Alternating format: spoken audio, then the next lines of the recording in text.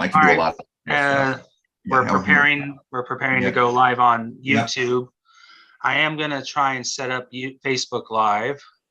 Oh, I see it. Okay, so there's the link. Upcoming. It says upcoming. Okay. I'm not seeing anything right now. If you refresh the YouTube page, make sure Oh, here it you're on. is. Okay, I'm Yep. on here now. I'm going to Yep. share it. Yeah. Copy. Is there a link Let me for see it? here. Here it is. Yeah. Okay, here it is. Oh, I see it. Okay, so there's the I'm link. trying to get it to go on Facebook. It says upcoming. Okay. I'm not seeing anything right now. Okay, make sure refresh the YouTube page. Make sure Oh, here you're it is. on. Okay, I'm Yep. on here now. I'm going to Yep. share it. Make sure that the audio is off if you have the YouTube, because otherwise it's gonna because of the delay. It's gonna if you have the YouTube page open. I'm going to close it All real right. quick. I've got it open on my phone. I'm just sharing it. To All right, I'm Facebook. just gonna start sharing away. Okay. All right, so yeah, let's take a few minutes to share this stuff.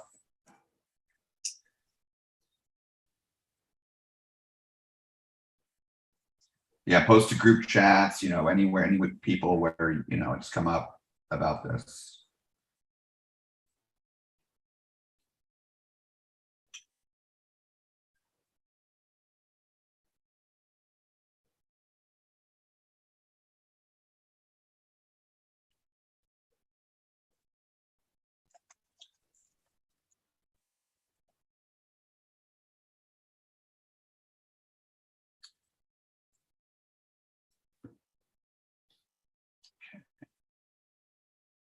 All right.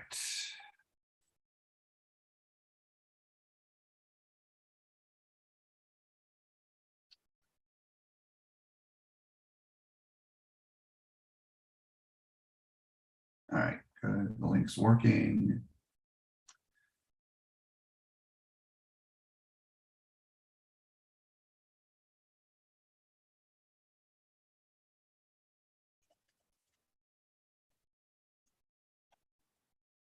All right, I'm going to send it to Nick as well.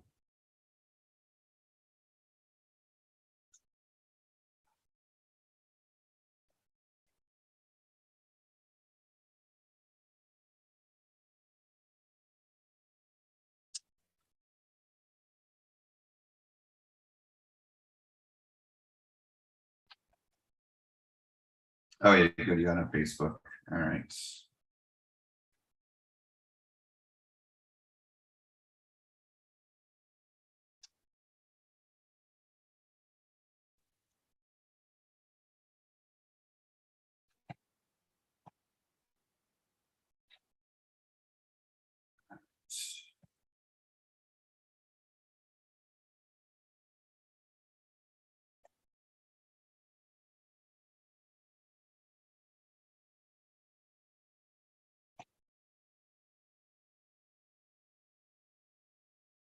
All right, Nick's going to share. He got it.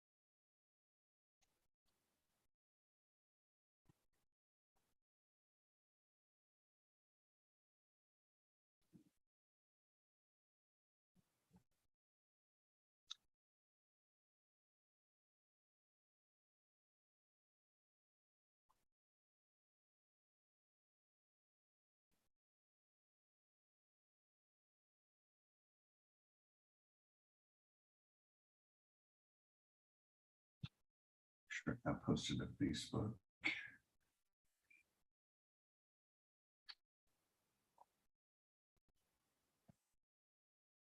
Did not.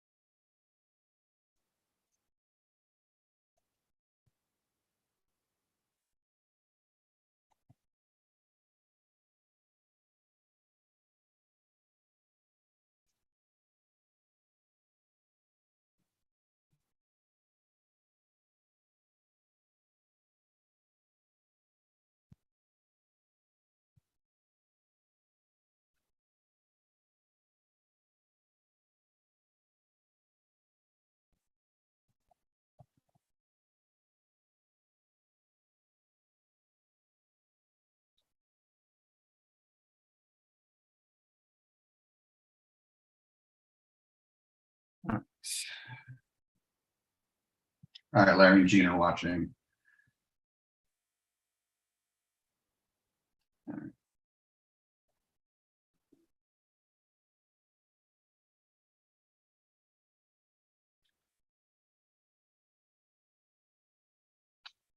All right.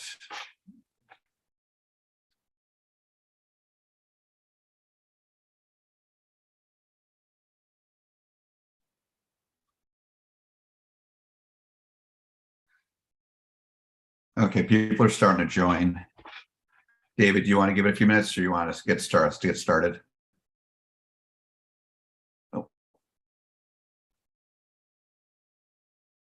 David, you're muted. Yeah, you guys can go ahead and get started. Everything's posted. So Okay. if you guys like, say hello, everybody. Welcome to the Coaster Challenge live episode. I'm David Cantu, and I've got my team here. I've got my executive producer, Andrew Locke, and I got my associate producer from the Midwest, Kim Dykes. Kim and Andrew have got a very special live episode conversation for you today, and I'm looking forward to hope that you guys will enjoy it. I'm going to be here for the time being. Unfortunately for me, it's my busy season for Halloween. So I set up my own Halloween decorations every year. So I'm going to have to skedaddle and go open that up to the public. But in the meantime, Andrew's just had a very incredible adventure recently, and Kim's going to do the introduction. So Kim, take it away. Hey, everybody. This is Kim with the Coaster Challenge podcast, and we're here to discuss Andrew's epic theme park coaster tour of Europe. Feel free to drop any questions you have in the comments throughout the live stream. Welcome, Andrew. Thank you, Kim. Thanks for having a chat with me here. I'm excited to talk with you about it because you and I we have not talked a whole lot about this trip, and of course share this with our listeners and our audience, and give people also the chance to ask any questions. I've had the genesis for the idea to do this, Kim, as you and David both know, is while I was on my trip, starting a couple of weeks ago. It was about a 10-day trip. I had so many people reaching out, following me, or people out that already are connected with me on social media, ask me questions and just be very curious. And plus, I did get a chance to meet up with several friends, local friends over in Europe, who hopefully will be able to join us. So there's a lot of kind of social aspects to this. The nature of this hobby, Kim, which is so awesome, is it's very social. So just thought we could have a nice way to share this with everyone. So thank you. And this is a topic that I'm very highly interested in as well, because as you know, this is a trip that I look forward to taking sometime in the future. So I'm going to be learning along with everybody else throughout this entire conversation. And I'm very highly interested in learning who your social contacts are that have helped you out with this trip and that sort of thing. Sure. And they're all people that will love to help people. And I'll be mentioning their primarily their Instagram addresses. They're really mainly Instagram people, like a lot of parks and coaster enthusiasts are these days, myself and yourself included. And yeah, I mean, this is the trip of a lifetime in many ways. Mm-hmm. It's been something I've been dreaming of doing for years, talking to many friends, Larry and Gene, who I know are joining us tonight, among numerous friends that I've talked to about doing this type of trip. And granted, I've been all over the world before this. I mean, it's not like it was a big deal for me to go international, but to do some of these specific parks that I did, they are the parks, the dream of a lifetime. Is we'll get into the details of why. So hopefully, how, Kim, I love helping people, especially when it comes to parks, and I love taking out tremendously. Yeah, with last year when you guys came out to Universal the first time we did our big meetup for the podcast. I love playing tour guide at the parks, and this is sort of me being a virtual tour guide at the parks. So I'm happy to do it. So why don't we get started? All right. Let's get started with talking about the basics of your trip. What are the countries you visited and what parks did you go to? Yeah, so it was about a 10-day trip comprising 2 weekends and the week in between. And I visited the Netherlands, Belgium, Germany, and Poland. Okay. Let's talk about the parks that you visited in each of the different countries. Specifically, tell me about the theming, rides, shows, and food that you experience as it applies to each park. Okay, sure. Now, I want to be clear on one thing for everyone so they can have expectations accordingly. A lot of times in movies and things like that, things that are scripted, you start off kind of small and build up. That's not how I want to go through this. I want to go through this chronologically, kind of that way you guys can travel along with me. So the best will not be the last. I'll just put it that way. The first park I visited after I arrived in the morning, I flew in and out of Amsterdam. By the way, for those that are listening, again, there's a lot of kind of trying to help people out here. I've been to many airports in Europe. Schiphol Airport is one of the best airports, not just in Europe, but in the world. It is so well run. It is a gigantic airport that's easy to navigate, very efficient, very few delays. And many airlines have flights in there all the time. So I highly recommend for trips to Europe, and the Netherlands is kind of in the middle of Northern Europe. So it makes a lot of sense to fly in and out of there, especially when you're going to be driving or taking trains. In my case, I did a lot of driving. So I flew into Amsterdam and then arrived in the early morning and then drove immediately, a couple hours to my first park, which was Walibi, Belgium. So Walibi, Belgium, it is a former Six Flags park. So, you shouldn't be expecting, Disney level theming or, lots of shows. And, it's a fairly basic, it's more of an amusement park or regional park than it is a theme park. There are several Walibi parks and I think all of them are former Six Flags parks. A lot of people don't know this, but Six Flags used to have a pretty heavy presence in Europe before things kind of started to fall down for them in the early 2000s, in the Mark Shapiro days. I want to give Walibi a huge, I don't want to say a pass, but I do want to mention this. I want to grant them this, which is, and some of you may know this, Walibi and Europe in general, Germany and Belgium in particular, had major flooding last summer. Major flooding. In fact, one of the friends that I met up with, one of the locals that I met up with over in Europe when I was there, showed me some pictures, and the park was almost the entire park was flooded. We're talking, like what it was like Hurricane Ian here on the west coast of Florida a couple of weeks ago. The park was shut down for quite some time. People couldn't go to it. Rides were damaged, control systems for some coasters, and it was really bad. So here we are a year later. That flooding happened in the summer of 2021. Here we are a year later, and the park is fully operational, and I've got to hand it to them for that. Now, as far as the theming goes, again, very minimal because it is a former Six Flags park. Very clean park, though, very safe, clean, easy to navigate. So. Okay, if anybody has any questions they would like to drop in the chat. Yeah, I see some. Feel free to go ahead. Yeah, I see some familiar folks here, and I know Larry and Gene are joining us. Mark and Natalie, Matt Hill, Nick, of course, one of the producers of the podcast here is with us. Aiden, a former guest of the show. So yeah, it's good to have everyone joining us. So let's continue talking about Walibi, Belgium, because we've got a number of parks to talk about, and certainly more than just Walibi. Sure. They have 9 operating coasters. So it's I would call that a medium to not a large park, but medium-sized park. Their standout attraction, their newest coaster, and I don't want to say the only reason, but the primary reason why I decided to go to Walibi is Conda. Conda is a new Intamin that opened. I think it was even this year. I don't think it opened last year. If it did, it was late in the year. It's basically, you could sort of think about Conda as a less intense mini Sky Rush.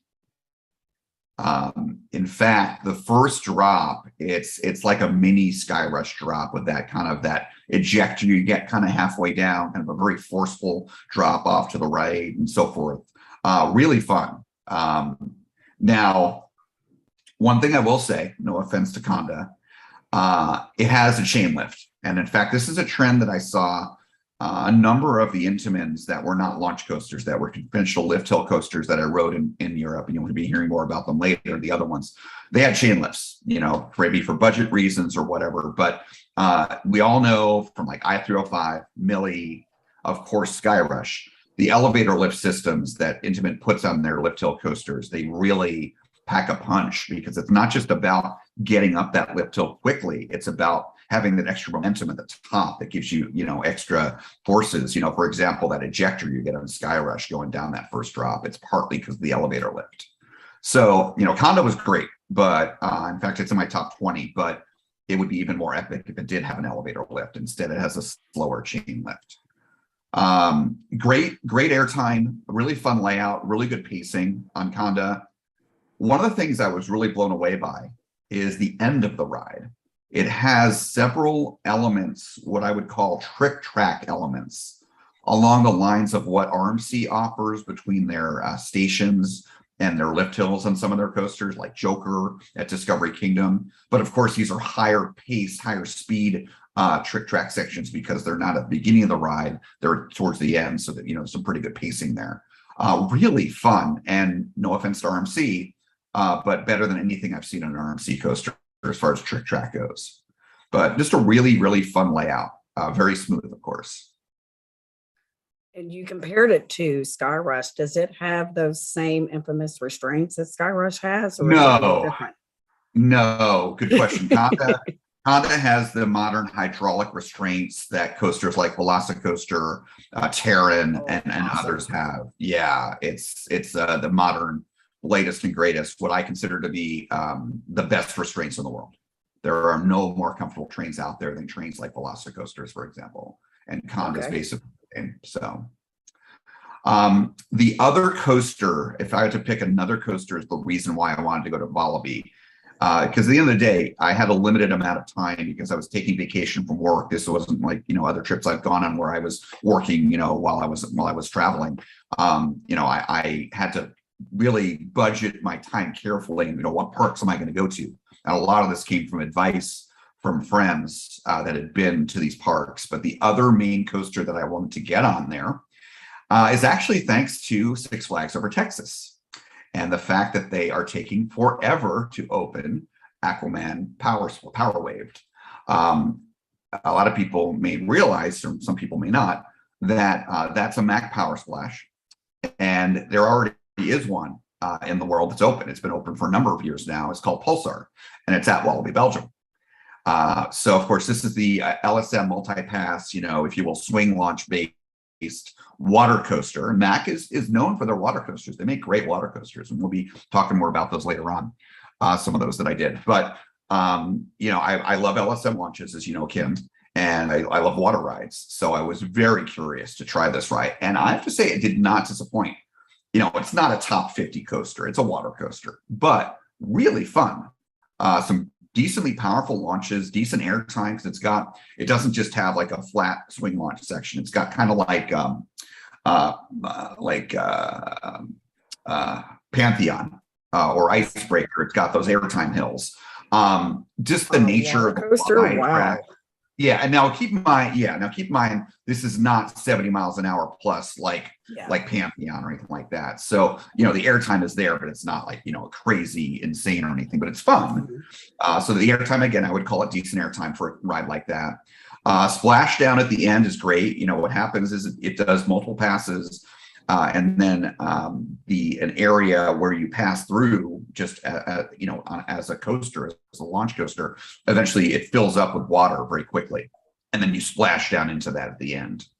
It's got a fun splashdown. I got a spritz. I was sitting in like the middle of the boat, and it's not, you don't get super wet. At least I didn't the one time I rode it. One thing I really loved about the ride, Intamin, and Mack, all these kind of newer LSMs, they're kind of known for their noises. And certainly the LSMs make some good noise. But really what I like the best about, audio-wise on this coaster is that it has a turntable, like what they decided to add to Six Flags Over Texas, so they could run two boats. And the turntable's very fast, and it makes this kind of really cool, kind of low-pitched, kind of wobble, wobble, wobble sound. It's kind of hard to describe. but it's a really neat sound. Look, an interesting little add-on there. For some reason, they weren't loading the front row. Maybe because it wasn't a warm day. Maybe that's to avoid people getting really wet. I don't know. But for some reason, they weren't loading it. But again, it was a fun ride. So. Okay, well, is there more that you would like to share with us about Wallaby Belgium, or is that? Yeah, I've got a few more things to talk about there. I didn't do flat rides or anything like that, but I did do all the coasters. As Gene says, hi, Gene, I know you're watching. We don't leave credits on the table. Never. We don't leave them on the table, No. so we can avoid it. Now, one thing I want to make clear, just for the sake of brevity and for making things, keeping things interesting, each of these parks, Wallaby included, I'm not going to talk about all the coasters. Yes, I wrote them all. Every single park, I wrote all the coasters, but I'm only going to talk about the highlights, whether it be the really fun ones, like the two I mentioned so far, or the ones that aren't so great, either end of the spectrum. So the next, or not the next one I did, the next one I want to talk about, for those of you, I don't know if Cameron's joining us. Of course, his home park is Knott's Berry Farm. But for those of you that are Knott's Berry Farms, you want to listen up to this next section. So another coaster I did is Psyche Underground, and that is a Schwarzkopf shuttle coaster. All right, great.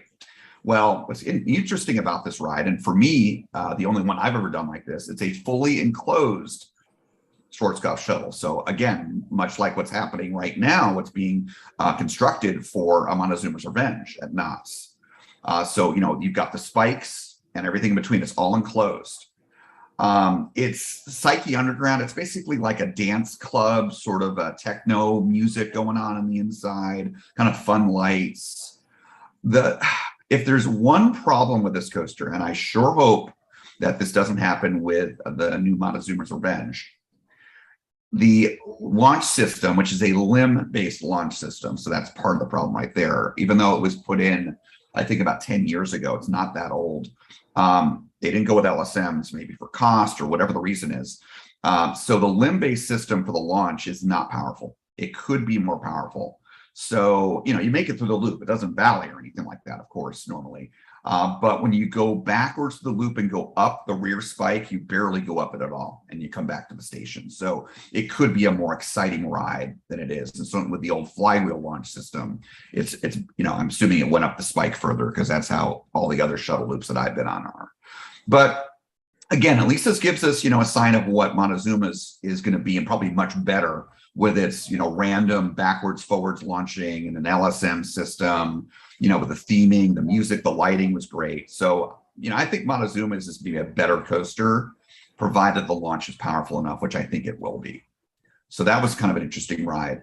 By the way, if you're wondering why it was enclosed, so pretty much all of the parks I visited, well, most of the parks I visited, 3 out of the 5, are in areas that are very near residential neighborhoods, like Knott's Berry Farm. And because of that, noise is a big issue. So my understanding is they enclosed what is now Psyche Underground, the Schwarzkopf shuttle, to reduce noise, because there's no better way to reduce noise than to put something inside. Another coaster that I enjoyed, one of the more bigger standouts, was a coaster called Tiki Waka. And also one of the better theme coasters, again, considering it's just Wallaby. And that's a Gerstlauer bobsled. Really fun layout with swooping curves, had some nice, decent theming to it. It's tiki themed, which I love tiki bars and things like that. So I think that was kind of fun. And again, it really smooth, rides well. The one coaster I want to mention on the negative side of things is Vampire. Vampire is the SLC they have there. Vekomas are going to be a theme of this discussion, this interview tonight. Not all bad, by the way, intense things to come. But I did ride a couple SLCs in this trip, and actually a few of them. None of them were great. And Vampire is probably the worst of the ones I rode on this trip. It's really rough. I think I made the joke when I posted about it on social media when I was at Wallaby that Vampire, it sucks the fun right out of the coaster because it's an SLC. So, and I know you're no lover of SLCs, Kim. As soon as you said SLC, the first word that came into my brain was ouch. Yeah. And Yeah. you It's said it wasn't a great one. I've not ridden one that I've particularly enjoyed yet. no. And as I remember, all the SLCs I rode in Europe this trip were all the conventional over the shoulder restraints. They don't have the nice newer vests like T3 does, which makes T3, in my opinion, very tolerable. I don't have the leg problem that a lot of people have on T3 with the restraints, but I also It's have the more problem. bearable for me because it doesn't beat my ears to death. So Exactly. I can handle the leg thing more than I can the ear thing. And gosh, I remember Thunderhawk up at Michigan's Adventure. It really surprised me because I felt like my arm was being amputated on that one. I've never experienced shoulder pain like that in my life. So yeah, the leg thing on T3 is about as good as it gets for me as far as SLCs go. Yeah, no kidding. And I'll give a little taste or hint of things to come. Even though I rode multiple SLCs, all with OTSRs, they were not the worst offenders of this trip as far as being rough or headbangers. So Wow. in fact, Vekoma was not the worst offender in this trip in that regard, believe it or not. So we'll get to that later though. So that's about all. I'm sorry, go ahead. I'm curious as well. You said you rode, one of the bobsled coasters over there. Yep. I've ridden 3 of those as well. I rode Lobby Bora and Flying Turns. Oh, okay. And No. Okay. Sorry to interrupt. So it's confusing. So it is considered a Gerstlauer bobsled, but it's not a freestyle bobsled like the Mach or the Intamins. I did ride one. How is it different? I don't know why they call it a bob. It's basically, you can think of it almost like a Mauer spinner without spinning, sort of like a Wild Mouse, but without the flat section at the top. Yeah. Interesting. Okay. You look up a POV or an off ride, but they call them bobsleds. I'm curious. Yeah, but they're more like a Wild Mouse style coaster, but a good Wild Mouse, without the roughness and so forth. Right. Yeah, so that's kind of all I wanted to share about Wallaby. There's not much else there. Didn't do much food wise. I kind of had a shorter day there. But I guess this is a good time here looking at the comments. Looks like some more people joined us right now. Oh, Zooter Loopers. Oh, we've got Vince here, Civilian Satellite. So I want to call out Vince. Good reason. No, don't worry, Vince. Vince is one of numerous friends that inspired me to do what I did on this trip, in meaning friends that did many of these parks, if not all these parks, prior to me. My buddy Vince, Civilian Satellite, and Anthony, Airtime Monkey, a lot of people follow him on Instagram. He's got a big following. They both did this trip together along with a whole bunch of other parks. They did a longer trip a few months ago. So some of the things that I did were because they recently did the same things. In fact, I went to Wallaby because Vince and Anthony really like Conda. So anyway, good to see Vince in here. So just to remind everyone, good comments in here, but if you have any questions, feel free to put questions in the chat as we continue. So the next park I went to, and this is where we start to get really interesting for good reasons, mind you. I'm not going to, not negative, is one of the standout parks of this trip. Quite frankly, I've been to parks all over the US, all over Europe, all over the Middle East and Asia. And this next park is not just a standout park for this trip, it's a standout park, period, for the entire world. And it is none other than Europa Park. So Europa Park, now, one thing I want to mention, and again, part of why I did this way is because of the advice of others. Anthony, Vince, last summer, Mark, Justin, Austin, and Bradley Edholm, the 4 of them, they all went and did many of these parks. Larry and Gene have been to these parks. My friend Brett has been to these parks. So many friends. And, the advice I was given, one was about how much time to spend at the parks. Wallaby, I knew a half day was going to be fine. Europa Park, I, was advised, along with another park, a couple of parks that I went to do more than one day. So even though I was going to have this short, 9-10 day trip, I still dedicated actually 2 days each to 3 of the parks I went to. Europa was the first of them. Europa has 13 operating coasters. So it is what I would consider to be a large park, just even from a coaster perspective. Luckily, this is one of several parks where I got to meet up with a friend. In this case, I met up with Mark. Mark is from Switzerland, And I'm going to go ahead and mention his Instagram because he loves to do the kinds of things we were talking about earlier, Kim, loves like what I like to do, take people and show them home parks and make sure they have a great time.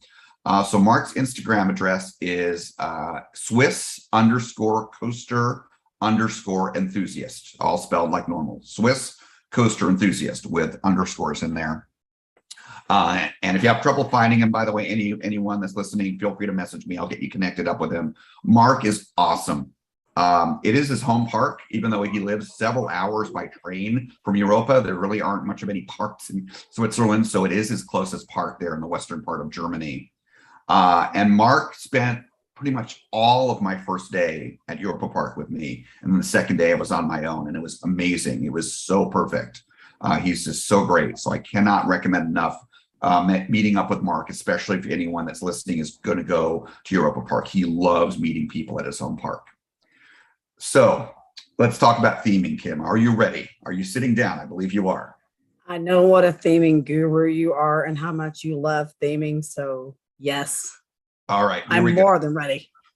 Now, with everything I'm about to say here, this park is not the best themed park that I went to on this trip. This trip was incredible for so many reasons. But let's start with Europa Park. Let's talk about the theming. Now, Europa Park's theming, it is one of the best theme parks in the world. It rivals Disney's parks. We're talking about the lands, the way they're themed, and the budget and how well they're done, how cohesive the lands are, the rides, the theming, even on coasters, where, most coasters at amusement parks, they have no theming. A station out in the middle of the open. Sometimes you don't even have a roof on the station. That is not how Europa Park works. Europa Park even has small dark ride sections we'll talk about on some of their rides. They have, several indoor coasters and, things like that. And they are very elaborate. Now, on top of theming, Europa Park is also, in my opinion, one of the most beautiful parks in the world I've ever been to. Green everywhere, trees and lawns and beautiful landscaping, rivers and lakes and waterfalls and rockwork everywhere. Just gorgeous park. It's the kind of park you can go to without getting on a single ride. Just walk around, maybe get some food, enjoy the shows, and just have an amazing day. I'm not saying to not go on the rides, but I'm saying if you did it, you would still have an amazing day because how beautiful this park is. Again, the buildings, the way they're themed, just really, really well done. Now, Europa Park, the theming is fairly straightforward. What they do there, it's basically each land is a different country from Europe, and there are many, many lands. We've got, and this may not even be all of them, but the ones I noticed were Germany, of course, because it's in Germany, Italy, Spain, Austria, Iceland, Luxembourg, France, Switzerland, Great Britain, Ireland, Holland, Greece, Scandinavia, and, believe it or not, Russia. Yeah, a lot of lands. Now, if you're wondering, like, that's a lot of lands. Well, yes, this park is gigantic. This park is almost as large as Epcot. It is huge, absolutely huge. In fact, the capacity of this park is about 60,000 guests per day, which, by the way, I looked this up, is the combined capacity of both Universal Studios Florida and Islands of Adventure. It's a large park. Whoa. And they have a separate water park, by the way. That's big. Yeah, so this park is huge. So if the countries I mentioned, if that made you think of Busch Gardens Williamsburg, I think it's an apt comparison. Now, I love Busch Gardens Williamsburg. I consider Busch Gardens Williamsburg to be one of the most beautiful parks I've ever been to. Nothing against Busch Gardens, but the theming, the similar theming, the old country Europe theming that Europa Park has, makes Busch Gardens Williamsburg look like something a kid would do. I mean, theming at Williamsburg is amazing, but Europa Park is so much better, so much more cohesive, so much more elaborate. Again, the theming is not to be believed at this park. Now, a lot of people know this, but some don't, so I'm going to mention this. Europa Park is very unique in that the family that owns it is the Mack family. So of course, Mock Rides known best for their coasters and their water coasters and so forth, amongst other rides. They are the ones that own this park, and they created this park. It was built back in the early 70s, opened in 1975, so a little bit after Disney World. And the idea of it was to have a place in Germany where people could go to basically all of Europe just by going to Germany. They could get a taste of Europe by going to Europa Park. Now, Kim, does that by chance sound familiar to you at all as a concept for a theme park? Maybe one that opened about 20 years ago? I don't think you've been to this park, so you may not catch the reference. Tell me what you're thinking. Okay, so Michael Eisner, when he greenlit Disney's California Adventure, that was his idea. So I haven't been there. Oh yeah, that's why I thought maybe you wouldn't know. So that's okay. That's okay. But and in fact, when you finally go, I think you're going to go maybe next year. You may not even see this for yourself, because when that park was first opened in 2001, the lands were basically different parts of California. And Michael Eisner's idea was, let's have people come to Disneyland and let's have them spend more time here. And in fact, let's have a park where they can go to all of California without leaving Disneyland. That way they'll stay here longer and they won't have to travel across the whole state. Well, Michael Eisner was an amazing CEO, and he saved that company in many ways back in the 80s when he first came on board as CEO. But Disney's California Adventure, as I just described, was a failure in that regard. And in fact, they had to spend billions of dollars, billions upon billions, changing the theming of that park, adding Cars Land, retheming, Star Pier from Paradise Pier. And now they're taking the Paradise Wharf section, another California section, and making that a Pixar section, Big Hero 6, San Francisco. And again, they've been over time gradually taking the California out of California Adventure. It just didn't resonate. That park for years when it first opened was not getting the guests that they thought it would. Europa Park, whole different story. Europa Park succeeded where California Adventure didn't. One of the reasons for that is a lack of competition. When Europa Park opened, it was the largest park in Europe, and it's now the second largest park in Europe now at present, second only to Disneyland Paris. So again, Europa Park is a force to be reckoned with. Now, you're going to see a few signs of this as we continue talking about Europa Park here. Friend of the show, Jeff Tucker from Knott's Berry Farm, and Knott's Scary Farm. He says, if you're going to steal from the best. And that's what Europa Park and the Mock family did. They made, no qualms about it. You'll see signs at Europa Park of, wow, this is like Disney World. One of them is their park mascots. The two main mascots are, wait for it, mice, not Mickey and Minnie. They are Ed and Edda. Oh, how cute. Yeah, and they're cute. I almost bought a plushie of Ed, but I wound up doing something else and to put on my couch here at home from one of the coasters I really like. But yeah, they're really cute mascots. You see them, they're part of some of the shows and so forth. Another aspect where you're thinking, oh, wow, they just copied Disney World. Granted, it opened about 6 years later, but in the France section of the park at Europa, they have a geodesic dome just like Spaceship Earth. Wow. And there's a very interesting ride in there, very different from Spaceship Earth. It's not a dark ride. We'll talk about that later. So again, there's some, they definitely were inspired by Disney World. In fact, the Mock family had traveled in the either late 60s, I think it was early 70s, to the United States to visit parks. And that's when they got inspired to create Europa Park. So, and I'm glad they did, because it's an amazing park. Huge loyal fan base, again, succeeded where California Adventure did not. There's about 6 million visitors per year at Europa Park. That's a large number for kind of a regional theme park. And again, it's second only to Disneyland Paris in modern days in terms of popularity in Europe. What were the crowd levels like on the days that you attended? Yeah, so one of the reasons why I chose to go when I did, I went in October, which you might think, Andrew, why are you going to Germany in October? Don't they have Oktoberfest then? Well, as it turns out, Oktoberfest really happens in September. And I was trying to avoid the summer crowds, like Vince and Anthony, when they were there in the summer this year, they faced some crowds. I got lucky at all the parks I went to. None of them were busy. It was epic. It was Awesome. awesome. So no Yeah. fast pass. You didn't need any of that.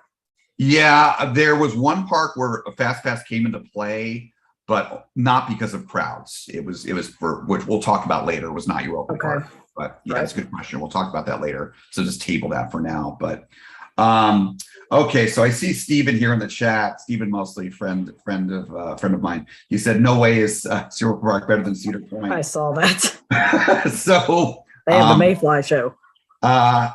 Stephen, you should talk to Larry and Jean. That's one of their home parks, and they will tell you Europa Park is much better than Cedar Point. So nothing against Cedar Point. It's a great park, got its operational issues. But anyways, let's talk about coasters. There's 13 of them at Europa Park. Again, I'm not going to talk about all of them. Just going to talk about some highlights. So probably what would be is one of my favorites, if not my favorite at Europa Park, is Blue Fire. Now, remember I talked earlier about how the Mock family owns Europa Park. They actually treat Europa Park in part as a test bed for their rides. They have built prototypes of several different types of coasters there before building them elsewhere. And they're not just prototypes, like along the lines of the, you would see at like a manufacturer's site, and things like that. They are fully functional coasters that they keep there for years. I mean, they're just the first versions of a different type of model of certain technology. And Blue Fire is a perfect example of this. Blue Fire was opened in around 2009, and it was used as a test bed for the idea of having aggressive, higher thrill coasters with LSM launches.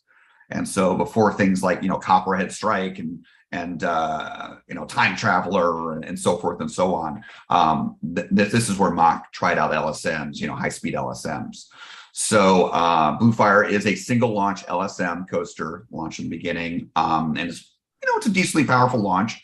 It's 0 to 60 miles an hour plus in about 2.5 seconds. It's nothing to shake a stick at.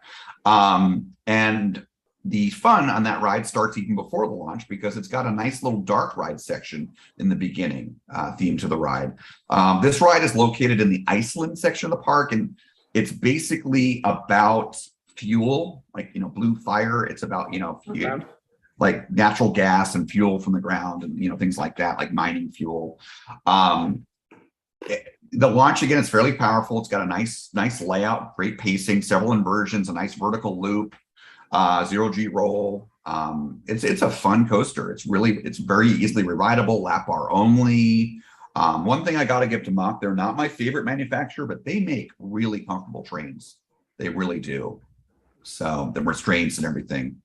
Yes, they do. I've not ridden a Mock Rides coaster yet that I've had a negative experience on, especially regarding the restraints. They're all very comfortable. Are there any coasters here in the United States that you would say would be comparable to that one? No, and that's the issue. I was about to say, it's a good question, Kim. My issue with Mock, and I give Austin from Amusement Insider, friend of mine, friend of the show, a lot. I give him a hard time sometimes because Mock is his favorite manufacturer. And now I get it better. In fact, I was talking a little bit on the trip about this because all of the Mocks I've ridden in the US, Slinky Dog Dash, Manta and SeaWorld San Diego, Time Traveler, Copperhead Strike, they don't have powerful launches. Their pacing is a little bit anemic. They're just not very forceful. I get Copperhead Strike supposed to have the hang time and all that. I get that, but still, the second launch could be more powerful. I agree. And Blue Fire changed my opinion of Mock, amongst other coasters, by the way, at Europa, which we'll get to. But no, it is. You could have put me on that, and you could have fooled me if I wasn't, didn't see the restraints and the train style and everything. You could have told me it was an Intamin, and I would have believed you. It's really good. It's not Velocicoaster, but that thing's Velocicoaster. But it's really solid. It's a really fun re-rideable coaster. Now, believe it or not, Blue Fire is not the only coaster there in Iceland, in that one land of many lands at Europa Park. That's a really fun coaster. They have another coaster in that same land. And this one, I think you would be very popular with you, Kim, when you go to Europa Park, because I know your taste. It is called Wodan Timber Coaster. Wodan, the wooden coaster, basically. It's a GCI, one of the newer coasters at the park. Not everything there is Mock. Most things are Mock, but not everything. It is a fantastic GCI. I would say it's my number one GCI, but it is up there. It's basically almost a blend of Mystic Timbers and Thunderhead. It's got the, Ooh, yeah, those it's are my not, two favorites. yeah, it's not low to the ground all the time like Mystic Timbers is. It's got more verticality to it, like a traditional GCI, like a Thunderhead, but it's got those good, like meandering sort of like lateral force sections, like Mystic Timbers does. It's got some great laterals, great ejector as well. I rode this coaster several times, Mark and I did. Super fun, really fun. The other thing that's really cool about it is there, and Mark was showing me this, is there are pathways you can take, totally legal, guest pathways, in public pathways, where you can get incredibly close. And I did post a little bit about this on social media, to the track, where you can get great videos and great audio from those videos, because you're like a few feet away from the track. I'm not kidding. It's so close. So really kind of cool aspect of Wodan as well. Now let's get back to the mocks. So another mock there, another prototype mock is Euromir. And if you notice Mir, like the Mir space station, that's not a coincidence. This is in the Russia section of the park. And this was the prototype mock spinner for controlled spinning, like Time Traveler, for example, or Ride to Happiness. Time Traveler is one of my absolute favorite coasters. It's my number 9 out of 355. So that says a lot. And Ride to Happiness is number 2 on my bucket list. Yeah, no. And Ride to Happiness was the one disappointment for my trip, in that I didn't have time to get to that park. I didn't get to Plopsaland. I was wondering why I didn't see a post about that. So one of the things I debated is when to go. And I had certain people telling me, avoid the summer, avoid Oktoberfest. The problem, though, with going when I went is some of these parks are not open every day in October, even early October. So that's the small price I paid. I just couldn't make the timing work. But, another trip, always want a reason to go back. And quite frankly, at least a couple of the parks I went to, I definitely want to be going back to, even though I've done pretty much everything at them.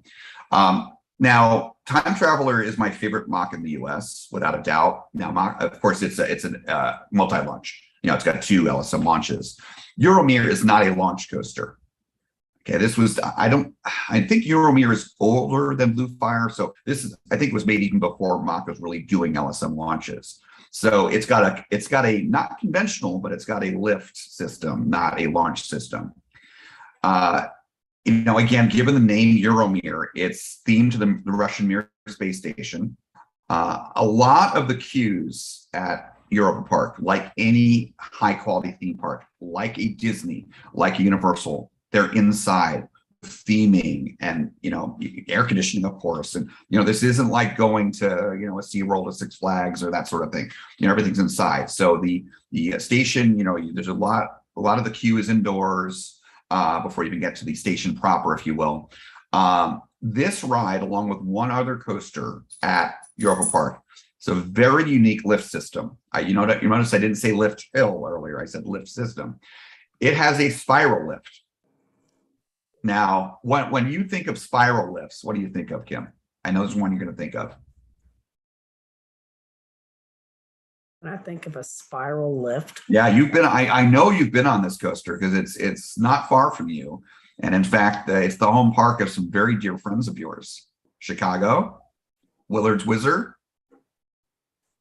the Schwarzkopf. Right.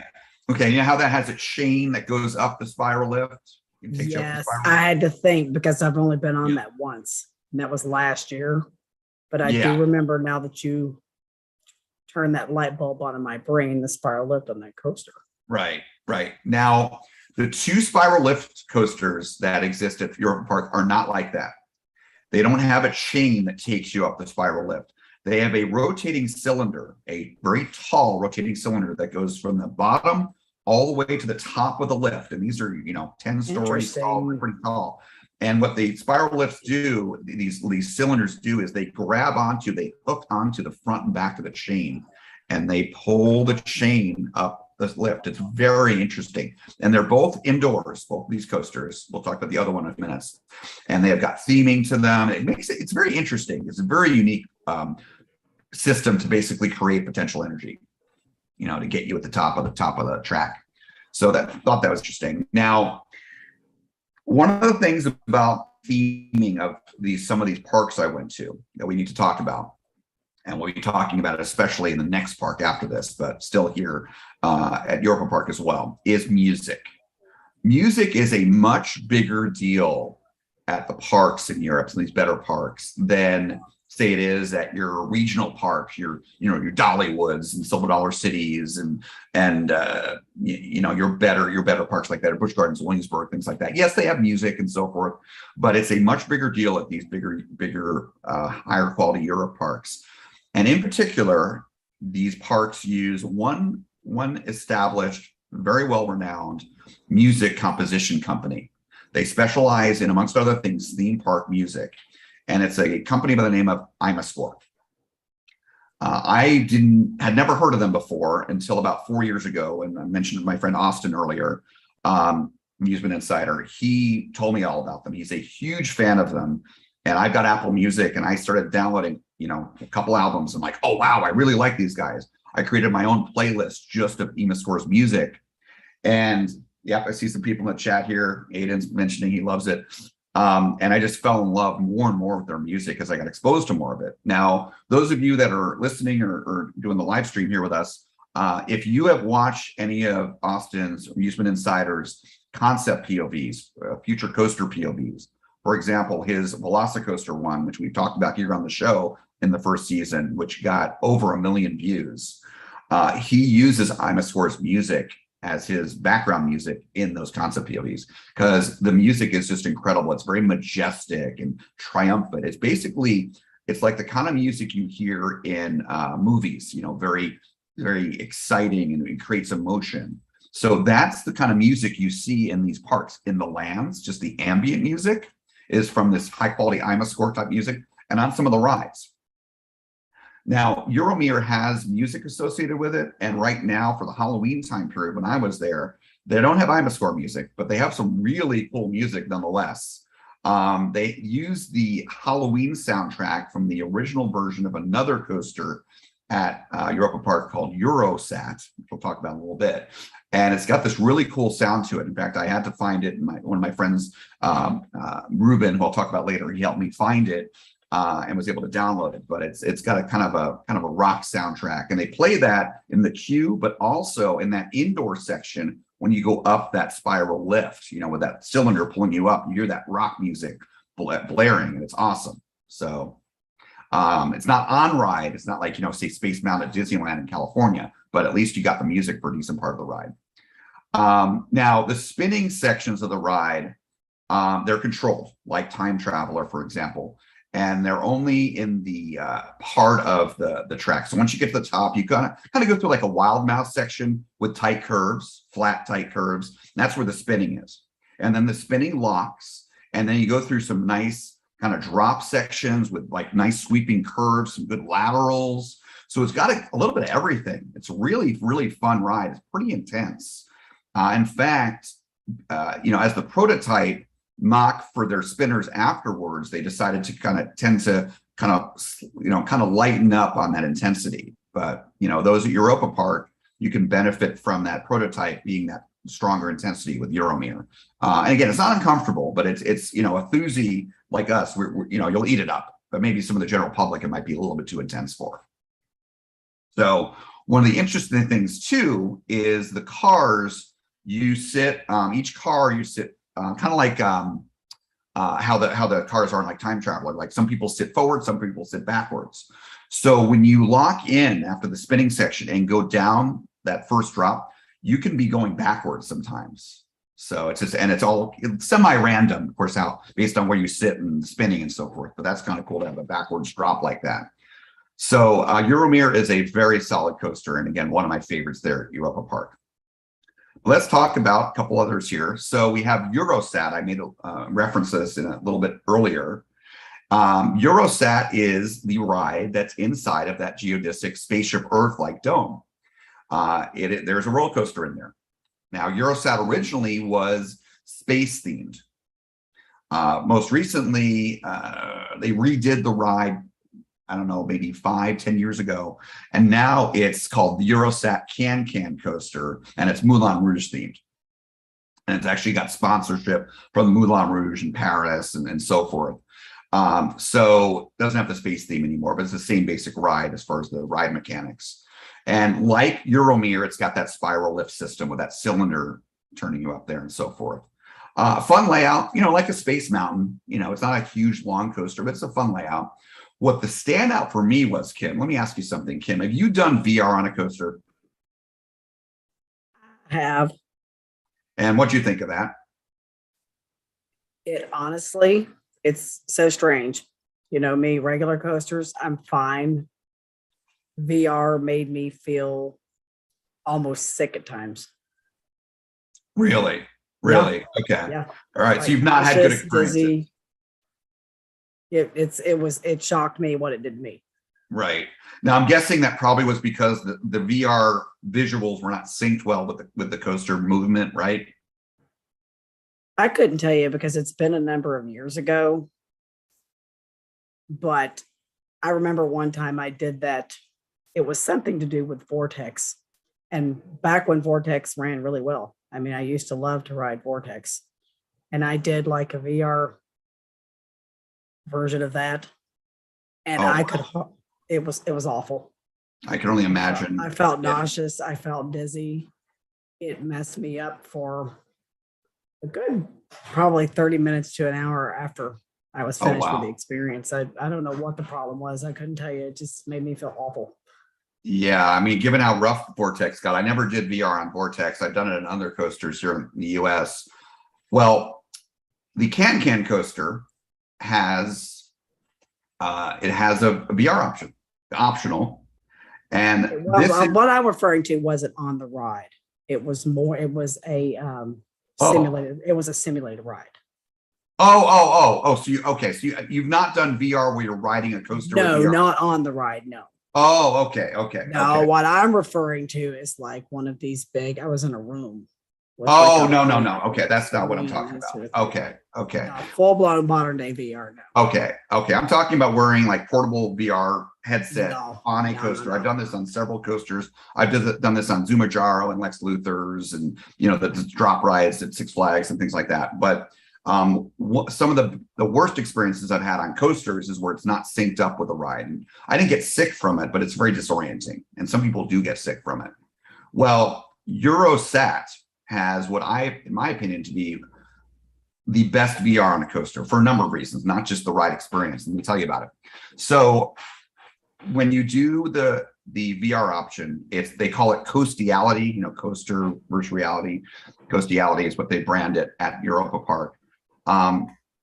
It has a separate queue. Now you do pay for it. It's an upcharge, it's like $5 equivalent, roughly speaking. But you have a separate queue, almost like a fast track queue. And it has 2 free shows. So you go in a separate building, you pay, you get the headset, you go through a couple free shows. Here's the crazy thing. Now, Kim, maybe you won't have a reference for this because you've not done this, but whenever I've done virtual reality on a coaster here in the US, and I've also done it actually in China, you sit in the coaster, then you put the virtual reality goggles on, which makes sense because you want to be seated first. It's not how they do it at Eurosat. In the second pre-show room, they have you put on the goggles. And then in that virtual world, they render the station and the train, and you walk on your own without assistance into the boarding area and get on the train. And guess what? It worked perfectly. It is so well done. So well done. That's Crazy. Amazing because it sounds to me like it would be very disorienting. Nope. What they do is they have a separate, it's kind of like maybe like an ADA, like a separate room where they bring the train in for a virtual reality. And they have you board, separately and all that, and then it goes on the regular track. And it's so well done. The other thing I liked about it is it's themed to Valerian, which there was a Valerian movie, full, with actors and everything. It was an animated full motion picture that came out about 5 years ago that I really liked.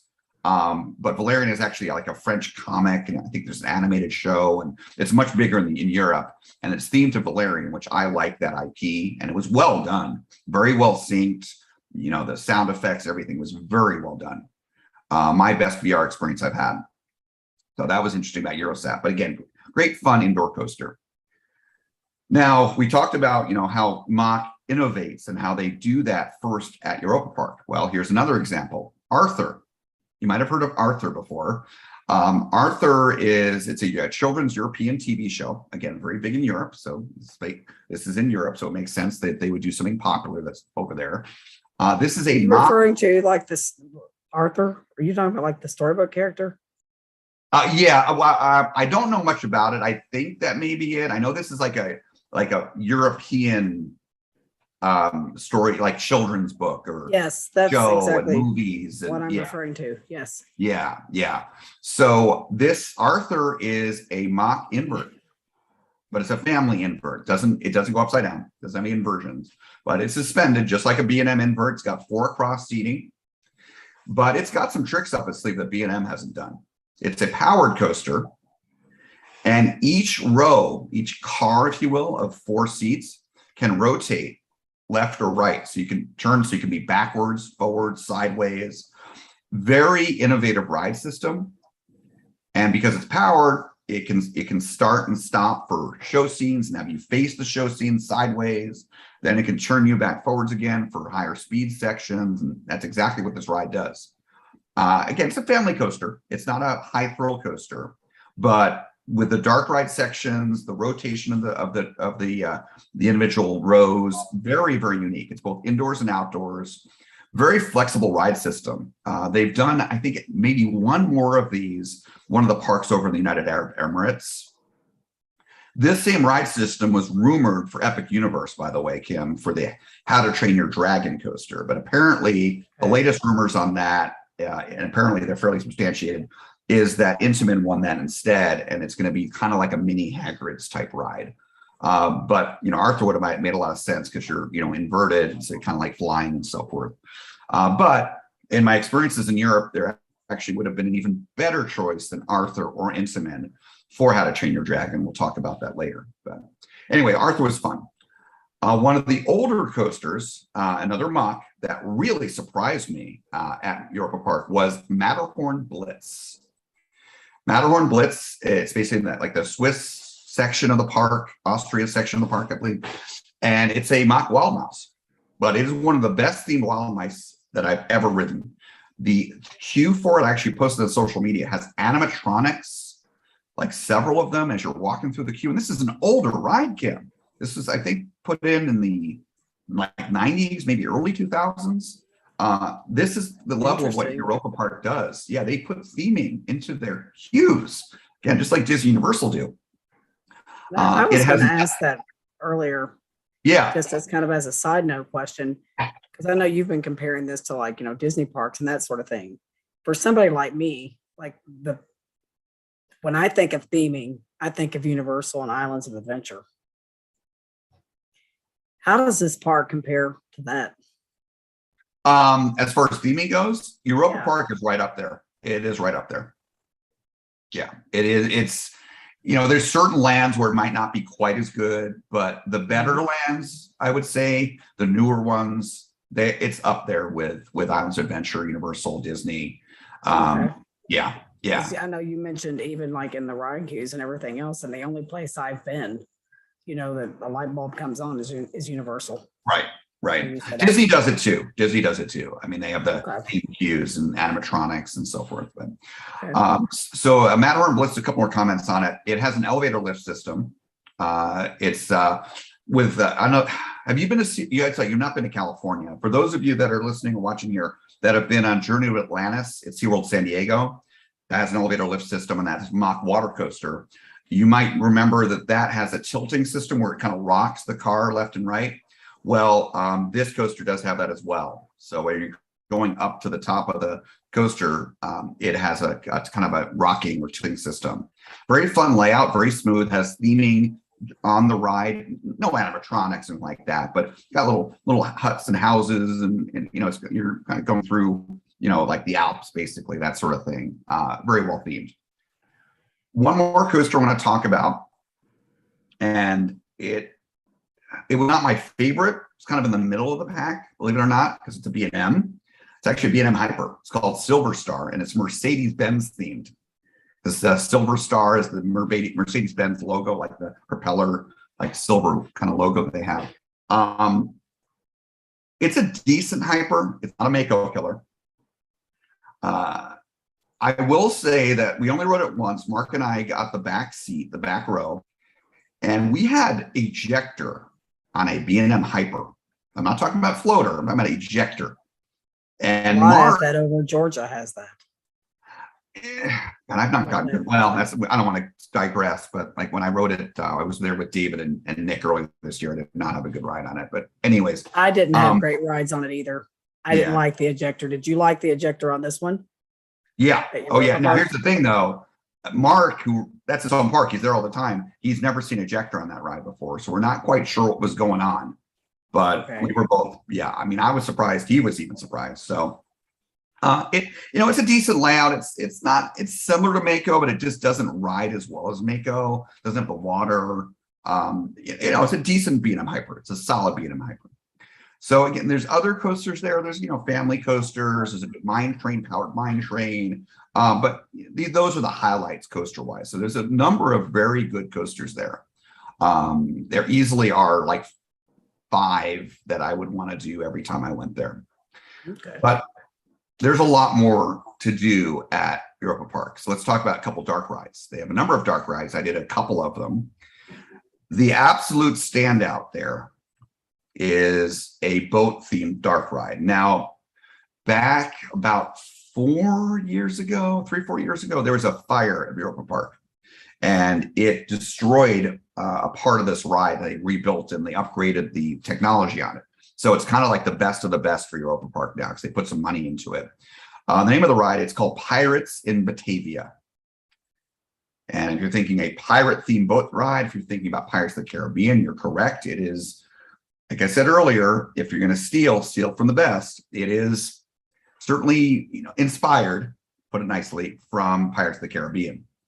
Now, I would go to say, and I've been to every Disney park in the world, that Pirates in Batavia is better than every single Pirates ride, every single Pirates of the Caribbean ride that I've done, except for the one in Shanghai. Why? Because it's got animatronics, it's got projection mapping in the ride. It is very well themed, very, very high budget, very good quality. It's a long ride.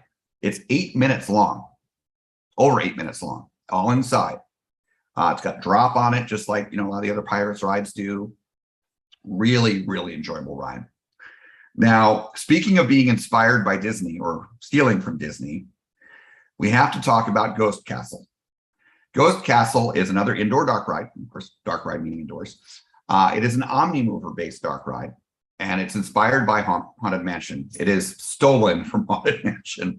There are scenes in it that look just like Haunted Mansion, just different order. You've got the crystal ball scene, you've got the ballroom scene, graveyard scene with the singing heads, and it's a great ride. It's fun. It's kitschy.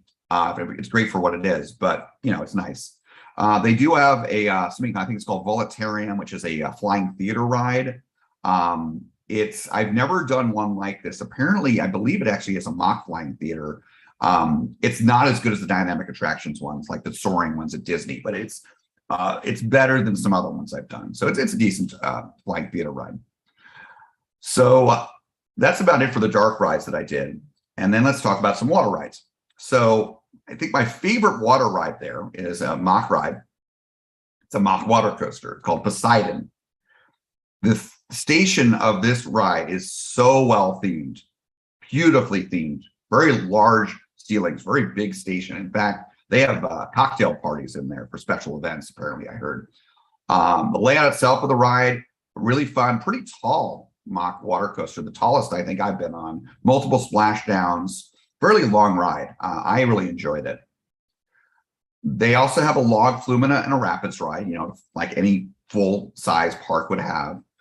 There's one called Fjord Rafting. It's a rafting ride. Very beautiful ride, very well themed. Nice, has a nice indoor section. It has this one section I really like where there's these huge towering waterfalls on either side of you that are, they're probably a good maybe 5 to 10 stories tall, like well above the riverbed the river you're going down. They don't actually get you wet necessarily, but they're just beautiful theming that they put in there. Looks really nice. Then they have the Tyroler, I may not be pronouncing this right, log flume. It's a decent log flume, nothing special. It has a nice indoor section that goes through a diamond mine that their powered coaster goes through as well. So decent theming. Didn't really do any flat rides there. So not much to talk about there. I do want to talk about a couple more things about Europa, then I want to move on to the main event, which is another park that I went to. I want to talk about the shows that I did. So keep in mind, I was there Halloween time, haunt season. One thing they do interesting at these some of these European parks is I didn't do the haunt. I didn't do the haunts at any of these parks. Didn't have time. They do their haunt shows during the day for the regular day guests. So you get kind of a little bit of the haunt, without going to the haunt, which is nice. The standout show by far was something called Celtic Shadows. I had no idea. Cameron, friend, you know Cameron as well. You met him at Hollywood Nights. He informed me that these ice shows are like a huge deal in Europe. These ice skating shows. It is the best ice skating show I've ever seen. It's, of course, indoor ice skating show. It was horror themed, so all the skaters had haunt outfits, monster scare actor type outfits on. In fact, there was one particular part of the show, it was like 30-minute show, one set, where all the skaters had skeleton bodysuits on, but with actual full, like all wraparound skeleton heads, masks on. Really cool looking. Very good choreography, great, like kind of almost like a hard rock soundtrack. Knowing your taste in music, Kim, you would love it. Really, really good. Great maneuvers by the skaters. There was one where there was a male and female skating together, a couple, and the male just very quickly grabs the woman's arms and flips her over his head, and she lands, and they keep skating. I mean, this is crazy. Wow. Yeah, it's wild, really wild. I'm a big fan of Celtic music, so the encore at the end of the show, I just loved. It was Irish step skating. They were not step dancing. They were step skating. On ice skates? Yes. And doing like line dances and all kinds of, it was really neat. And apparently the troupe that's there, like the other times of the year, I guess they do mainly a Celtic type show. So they just kind of had that's part of their routine. So they did it as part of the haunt show. One other thing, last but not least, that I'll mention about this show is there were a couple of the performers, a couple of the acts where they transitioned from skating to Cirque. So they were skating around and they hop up in like one of those hoops that comes down from the ceiling, and they go immediately transition into acrobatics. Never seen that in a skating show before. Wild. Not seen a skating show anywhere in an amusement park in the United States. Let alone okay.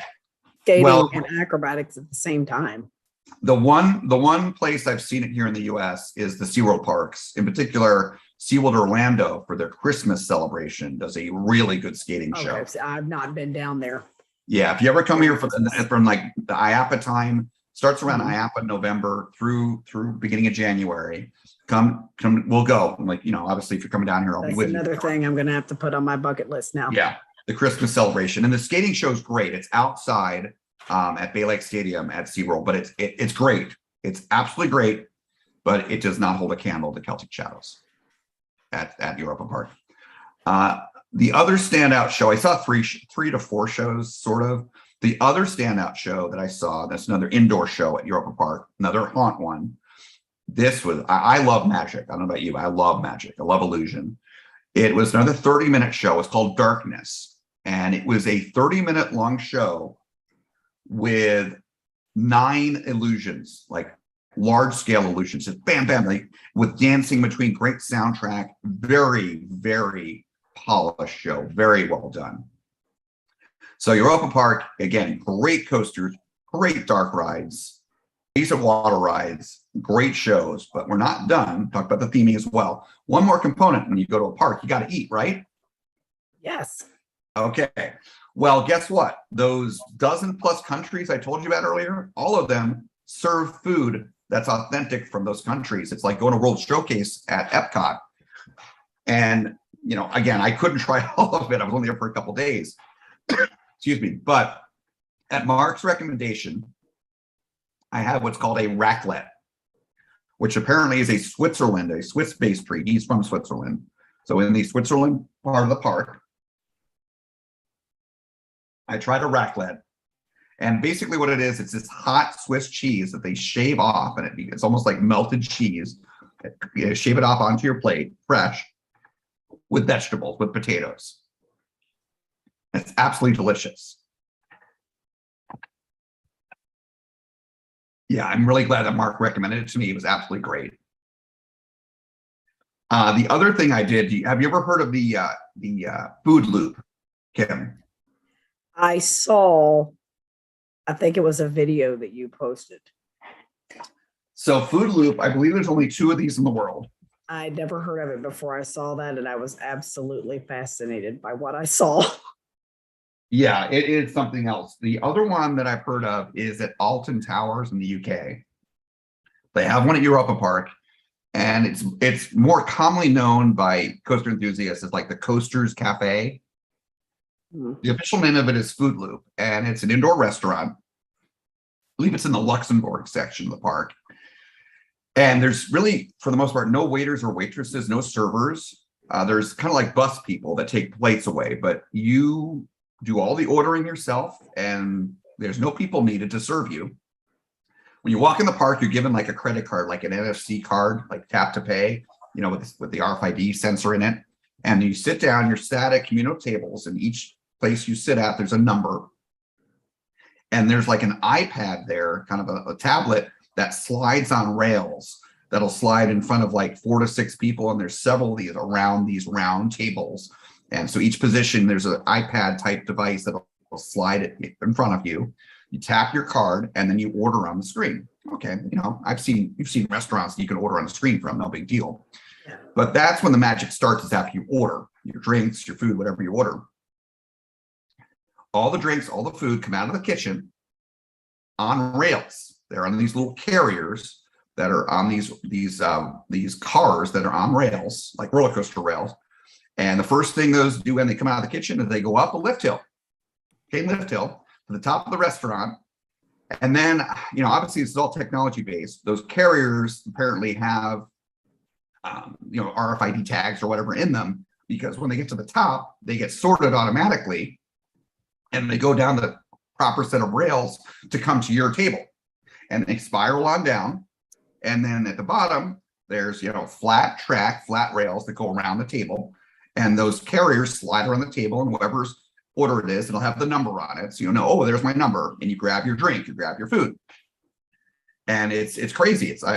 This thing, if they had this at City Walk, at Universal, it would make billions of dollars easily. You know, I don't know if this is who owns this or how proprietary it is. But, you know, there's only 2 of them in the world. You have to go to Europe to experience it, but it's wild. I wasn't super hungry when I was there, so all I got was like tortilla chips and chili. Delicious, though. The food was great. Any coaster enthusiast, you got to do this experience. Now, there can be a line to get in there, but I got there right when they opened on the second day that I went, and I got in immediately. But sometimes you can have like a half-hour wait, which, you know, at a theme park for a decent sit-down restaurant is not a big deal. So that was, you know, one unique experience either as well. So the food that I had, I, you know, tried little snacks here and there.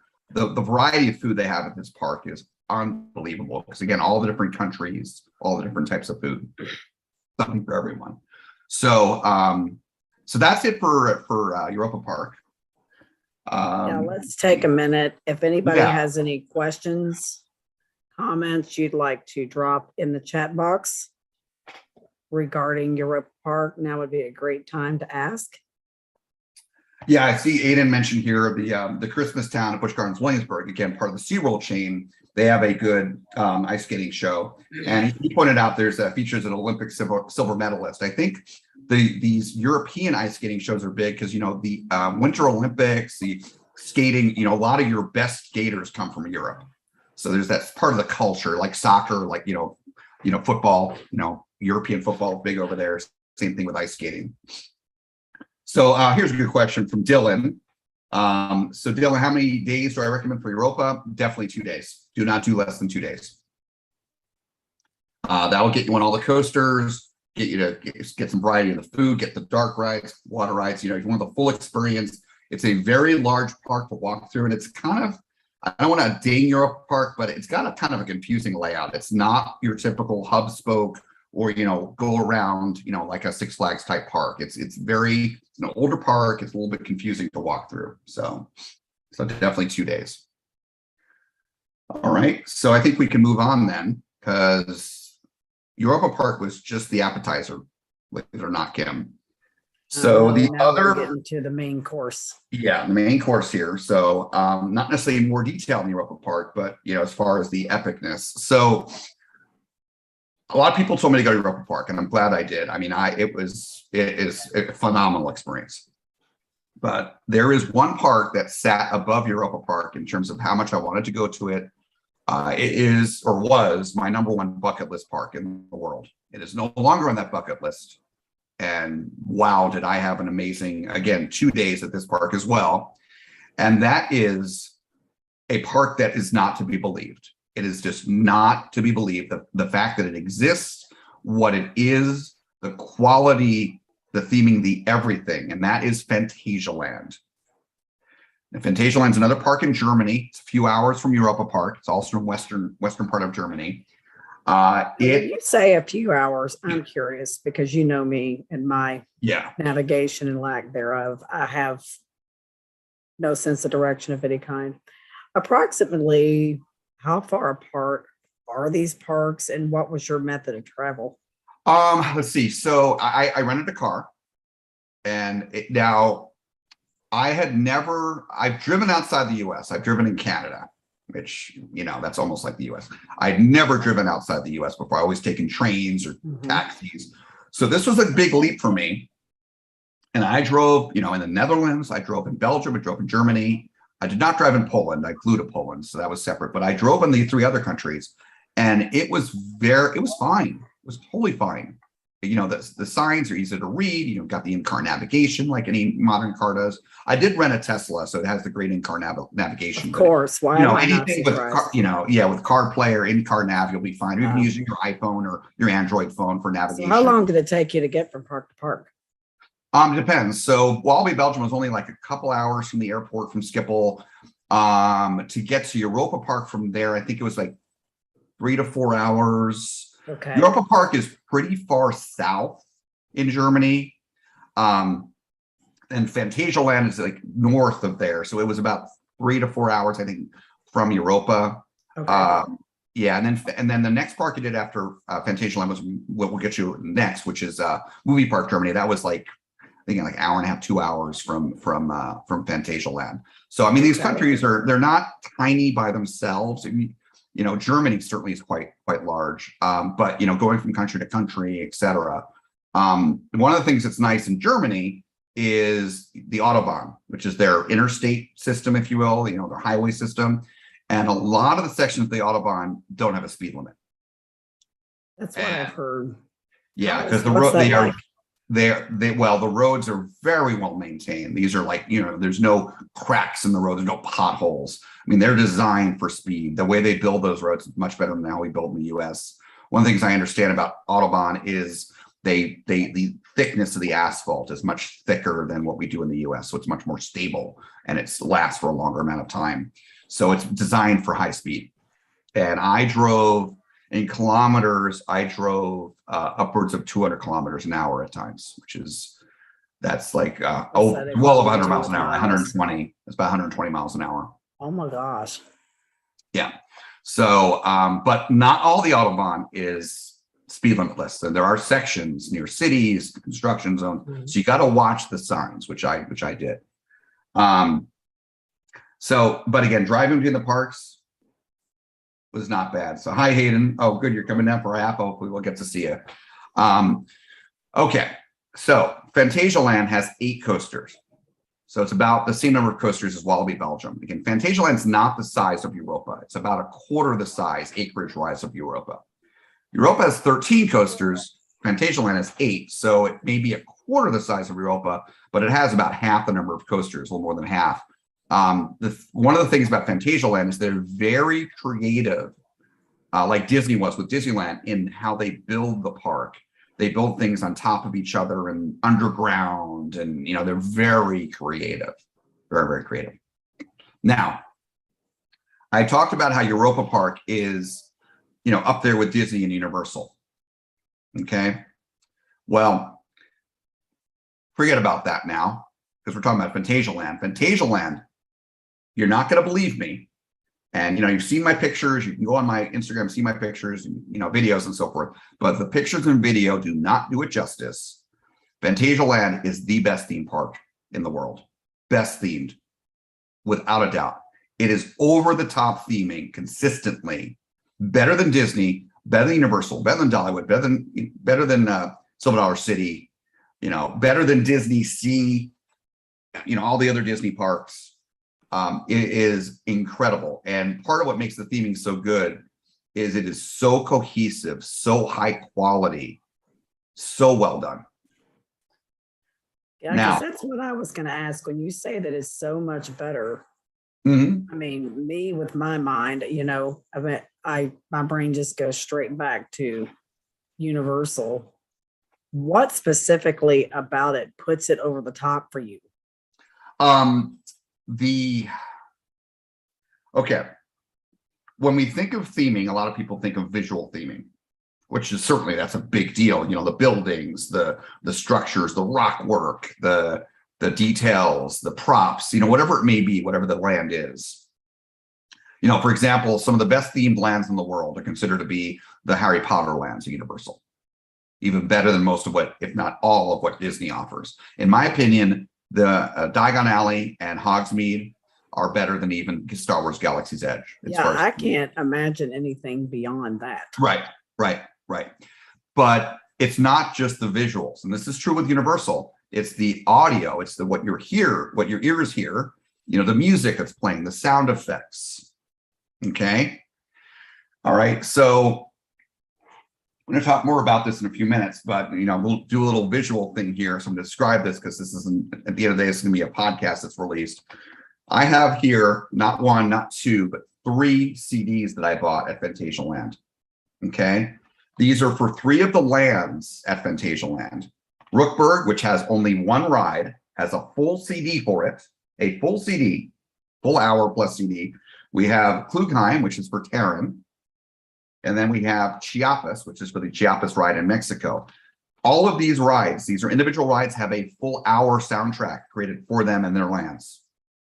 And all of these are Emasport. Okay.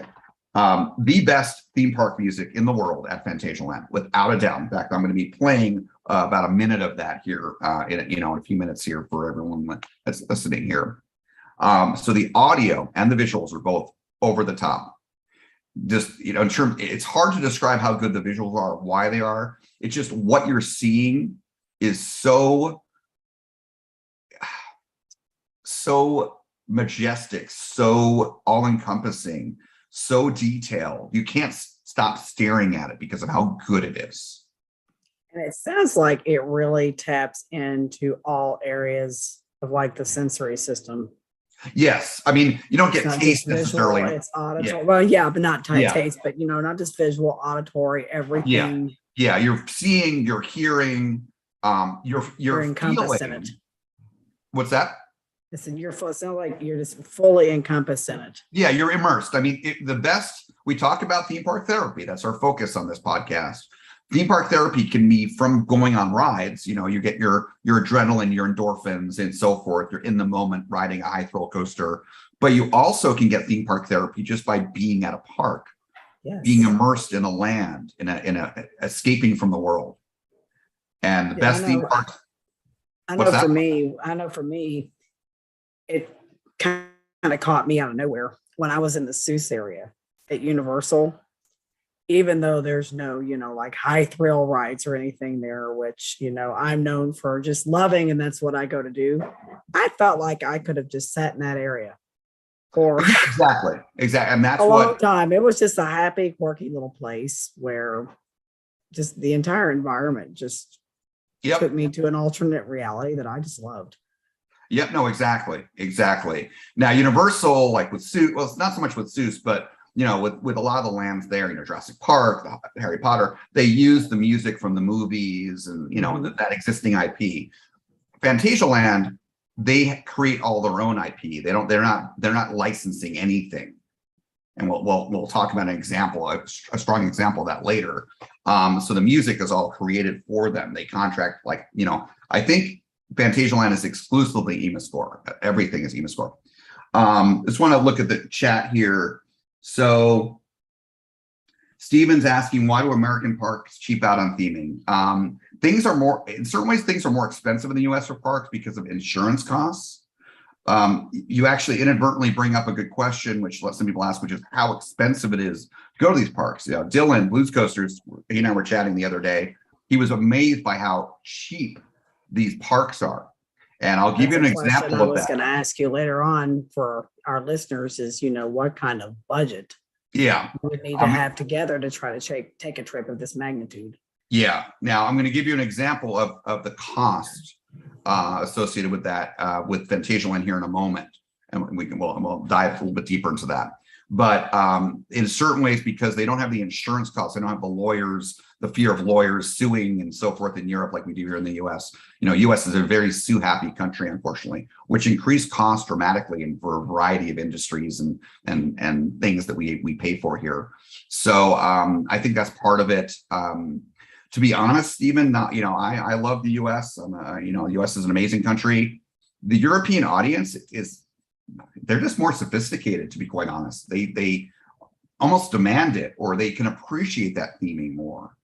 You don't see people getting drunk and or on drugs at the parks. These are people that really enjoy these parks, and they're very responsible. I didn't see any of your Kennywood teenagers. There's no chaperone policy at these parks. These people, it's much more civilized. I guess I'll put it that way. These parks. So again, the theming is over the top. Now, Kim, when you watch a movie, can you imagine, a really like powerful movie, like say Avatar? Have you seen Avatar, James Cameron's Avatar? I've not seen the movie. Have you seen Titanic, James Cameron's Titanic? Yes. Okay. Can you imagine a movie like that without the music, without the soundtrack, how different it would be? No, it would. The soundtrack brought all the emotion, all of the feels into the movie. Right. Okay, so I'm going to play here about a minute for everyone. So, again, I'm not going to talk here. I said, you give me a good break since I've been talking so much. This is just a small part of the soundtrack of Rookburg, which is the newest land. It opened literally last year at Fantasialand. We talk more about Rookburg in a moment. This is this part of the score.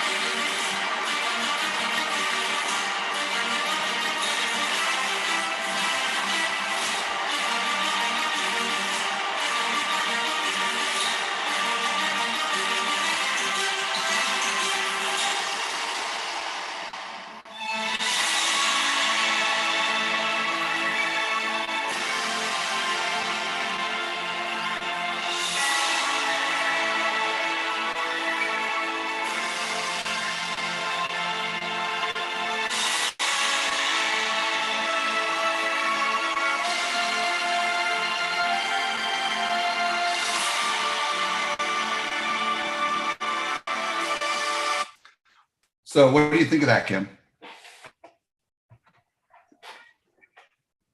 I'm having a hard time putting it into words. I mean, it's Exactly absolutely fantastic. Exactly. And that is the music you hear in Rookburg, as well as on the ride that we're going to talk about that's in Rookburg. That's just the My audio. goodness. You literally, we're not looking at Rookburg here. You and I are just talking, and I played some audio there, which is great for an audio podcast. That is by Emascore. All the music that we're talking about here is Emascore. That is the best work they've ever done, as far as I'm concerned. One of the CDs I bought is from Rookburg. I still haven't opened it up yet, ripped it to my iTunes yet. It's been so busy since I got back. But just that music alone, when you add in the visuals and then the ride, the best theming I've ever seen in my life. And it is overpowering, is emotionally overwhelming. When I first walked into Rookburg, I was in tears. I just unbelievable. Now, part of that experience is I didn't just walk into Rookburg. I did it the best way possible. And it's the way I recommend everyone that's listening here, either live or listening to this podcast later, you, Kim, David, you've got to do it this way. And it is so epic. And that is the Hotel Charles Lindbergh. So there are several on-site hotels at Phantasialand. One of them is the Hotel Charles Lindbergh. It is inside the park. It is in Rookburg there. And it is a very highly themed hotel. It has, it's basically a capsule hotel. The rooms are not very large, but it's part of the theming. It is, there's 2 beds per room. They're individual beds. So it's 2 people per room, very comfortably, nice bathroom, nice big stall shower. And it's a very tall hotel, a somewhat tall hotel, not very deep, but you walk out of your room and you are there in Rookburg. You see it, and you see the amazing flying machine, Vekoma's greatest creation they have ever made, and that is Fly. Okay, we'll talk more about Fly later. Okay, but you're immersed. You're in all of it. The Hotel Charles Lindbergh has its own bar and restaurant as well. That is only for hotel guests, very exclusive. In order to be in this hotel, to go in the hotel, you have to be a guest, only a guest. Now, what they do at Phantasialand is they do a special package, the Hotel Charles Lindbergh package. Here's what you get. I want you to follow along here, Kim, because I'm going to ask you a question at the end about what you think this costs. Okay. The package includes a 2-day ticket to Phantasialand, the beautiful views of Rookburg from your walking outside your hotel room. Okay.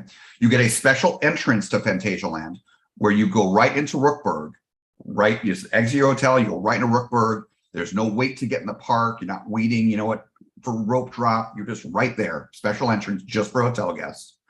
You get to go into Rookburg at night after the park is closed. I'm not talking about just being in the hotel. I'm talking about walking outside the hotel and into a theme park land when the entire park is closed. Okay. Which, by the way, is absolutely gorgeous because at night, Rookburg lights up with red and blue lighting, LED lighting and so forth, accent lighting, lights up the coaster, lights up the land. This land, by the way, is a steampunk land. Very, very, very, very cool, like kind of retro future theming. Your package also includes 1 free fast pass per day. It's called the Charles Lindbergh ticket to get onto Fly. You have a separate line. Only hotel guests get access to this. There's no fast pass system at Phantasialand. This is just for Fly and only for the hotel guests. Okay, so only the hotel guests get access to that. The package also includes a gourmet, not a buffet, but a full service, with a server serving you 3-course dinner in the restaurant at Hotel Charles Lindbergh at night after your park day. You get a breakfast buffet the next day, the beginning of your second day at the park. Free parking. Okay, so how much do you think that costs, Kim, for one person? So you're talking about just everything at the park. Yeah, staying at the hotel and all the perks. Not the hotel stay. No, I'm talking about the hotel stay, the room, and all those perks. The 2-day ticket to Phantasialand, the fast pass, the 2 meals, accessing the park exclusively at night.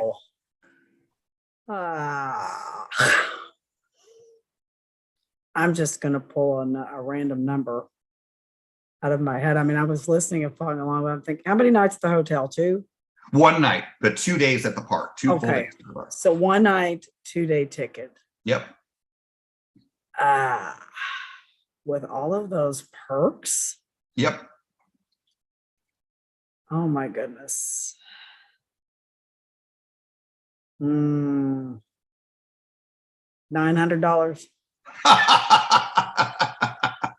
You're laughing. My cost was $300. What? That was Dylan's reaction as well when I was talking about it. How did you do that for $300? Directly from the park. It's no tricks, no coupon codes. I didn't do, you know how amazing Gene is at planning, and Bradley as well, like Yes. getting deals. This isn't Spirit Airlines, Frontier Airlines, coupon codes, none of that stuff. This is the regular pricing for one person, $300. For two people, because you can do a room for the two people sharing the room, $400. And that includes park tickets, the meals, the fast pass access for fly for two people. Everything, $400. Part of why this is so Oh my inexpensive goodness. is because the park tickets, this is why I said I was going to come back to this later. Yes. The park tickets for these parks, Europa Park, about $50 a day. Fantasialand, $50 a day. This is cheaper than SeaWorld Wow. and Gardens, even Six Yes. Flags, Cedar Fair. That's how it's not because of when I was there. It is that the park tickets are not expensive. The hotels are not expensive. So people that research, they talk about how it's cheaper to go to Europe or Asia than it is to go to Disney World. Well, that's what Stephen Mosley just said in the chat. Disney would be a couple of Yeah. grand and a kidney. Yep.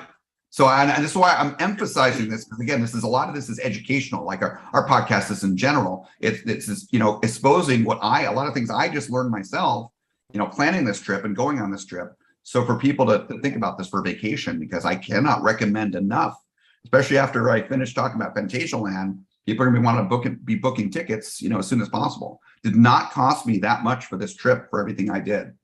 So I want to look at the chat here real quick and I'll continue. So yeah, Stephen pointed out, wow, they opened a new land during the pandemic. Yeah, Fly Rookburg opened during the pandemic and they were successful in 2021. The year that SeaWorld and Busch held off on opening their attractions, Fantasialand went full steam ahead. Gene also pointed out, this is something I didn't know, that the soundtrack on the Incredible Hulk at Islands of Adventure, Yes. that's HEMA score. So I Universal. saw that and I was starting to not work with aware of that. that. So Yeah, thank you, Gene, yeah. for that. So Hayden wanted to know how the employees are at the parks. oh yes, good question. All of the Belgian park, the German parks, they were very nice. Very nice. The other park I went to, that we'll get to that. That's another story. So but all the other parks, all the Germany parks and Belgian park, they were all great. Okay, so that's everything you get with the Hotel Charles Lindbergh package, and it was incredible. I mean, not only what it included, but just being able to stay right at the park.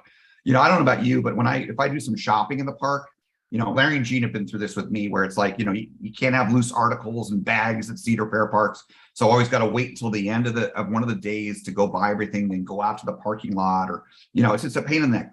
Hotel Charles Lindbergh, you buy whatever you want. You just walk a few minutes to your hotel, you drop it off, you go back in the park. No big deal. And by the way, speaking of nice employees, there was this nice older gentleman that was kind of like the person that was checking people's tickets going into the entrance from the Hotel Charles Lindbergh into Fantasialand, into Rookburg. And he was such a nice guy. When the first time I went in, the first day, he asked me if I'd been there yet. I said no. And he said he was giving me all these tips and advice. Just such a nice person. So nice. And spoke very good English as well. So yes, Dylan, you need to get out there next summer. Absolutely. So again, the theming, you got a little sense of the music, talk about the visuals. We'll talk more about the visual theming later, but let's start talking about the coasters. And the first coaster I want to talk about is Fly. Okay. Now, in 2000, a little over 20 years ago, Vekoma, and they're not necessarily a company that's always known to innovate. They sometimes do, but they innovated, and they created the flying coaster, the modern large-scale flying coaster. That was the Flying Dutchman, the often criticized and lauded Flying Dutchman. And I actually rode the very first model opening month. I was living in Northern California at the time, and Great America, they're in Paramount's Great America, they built Stealth, which then became Nighthawk, or Borg Assimilator, then Nighthawk at Carowinds. But I rode it when it was first built, and it was a great ride. I even rode Firehawk right before it closed, and I liked it. But you know, that's just me. But they created the flying coaster, and they're criticized for it. You know, the restraints and lying on your back and get rough and all these things. Well, Vekoma has had their day. They've had their justice, if you will, or their comeback, I guess is a better way to put it. Because all the people that have criticized them for the Flying Dutchman, the system that they have come up with, the ride system, the loading system, etc., for Fly is unbelievable. So much better than the Flying Dutchman, night and day. You know how much I love Intamin, Kim. Fly is so good, you would think Intamin made it. That's a pretty bold statement coming from you. Oh, and I stand by it. Now, I'm not going to talk about the loading system because a lot of people don't want to know what it is. They kind of like, you know, not watching a POV before riding a ride. So I'm not going to talk about how it works. All I'm going to say is it's not what I thought it was. And it is incredible. And what the ride system allows you to do, I will tell you one thing about it, is because how the ride system works, you're not flying in the beginning of the ride. You're basically kind of like, you know, like you'd be standing, you know, in a room facing forward. And so the beginning of the ride, the first, I don't know, 20 seconds or so, you're riding along the track where you're just standing like you'd be on ground, but you're riding on the coaster basically like sideways, if you will. And it's got this beautiful dark ride section with that music, like what I just played for you a few minutes ago from Imascore, that Rookburg soundtrack. The beginning of the ride is like a mini dark ride with these really cool projection effects and that beautiful music playing. It's just incredible, absolutely incredible. And then the ride system, with how innovative it is, involves the track and the cars doing things. You then go into flying position and you get ready for launch, because guess what? This is the only launched flying coaster in the world. The first and only so far. It's got initial rolling launch, which you roll out of that dark ride section out into Rookburg, beautiful Rookburg, with its over-the-top steampunk theming. And then you go through the layout, about halfway through the layout, and then you go through a boost launch, just like a lot of modern Intamin LSMs. Why does it have a boost launch? Because this is not just the best flying coaster in the world, it is the longest. It's a long layout, several minutes long. So it needs that boost launch. The layout of this coaster is fantastic. It is super smooth, great pacing. It has a couple of inversions, basically inline twist, like zero G kind of rolls, if you will, what you would refer to for a flying coaster. But those are great. Those are fun. But the standout elements are actually these sort of like hump elements you kind of ride through that are analogous to airtime hills. And guess what?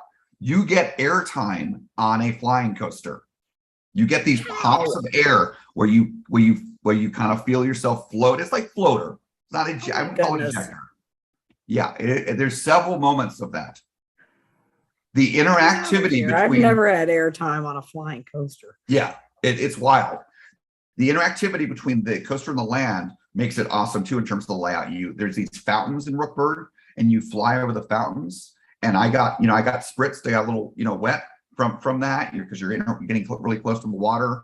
The buildings and the structures in Rookburg, there's some near miss elements. It's wild. It's absolutely fantastic. By the way, I mentioned how the hotel is in the park. You see supports for Fly. You walk past them when you're walking in the hotel, walking around the hotel by certain rooms. I mean, it is all built right there. I mentioned earlier, our Phantasialand doesn't have a lot of room. They're kind of landlocked, much smaller park than Europa Park. Well, they build everything close together. And part of that is having supports for Fly in the hotel. You asked me about, how I would define great theming. Here's an example of how epic the theming is at Phantasialand. When you're walking around Rookburg and, getting in line for Fly and things like that, you can look down and see the supports for Fly, attached to the ground because it's down below you. you can't tell where the Vekoma required parts and structures for fly end and where the steampunk theming begins. It is all so perfectly blended together, you can't tell. And that is one way I would define theming perfection. Yeah, I mean, the hotels I've stayed at that are on the property of amusement parks here in the US, the best thing I've gotten is like a picture of coasters on the wall. This is Right. This is a whole nother level. this is hard to envision. This whole nother level. And that is just one of 8 coasters at Phantasialand. Now, here's another aspect of what makes Phantasialand so incredible. The theming is amazing. The quality is amazing. Now, Kim, when you go to, Kings Island, you go to Cedar Point, Yeah. your Cedar Fair Parks, and you go to Cedar Fair Parks a lot. Are all the coasters awesome? No. Now, there's what, maybe a couple of few that are really There's, great.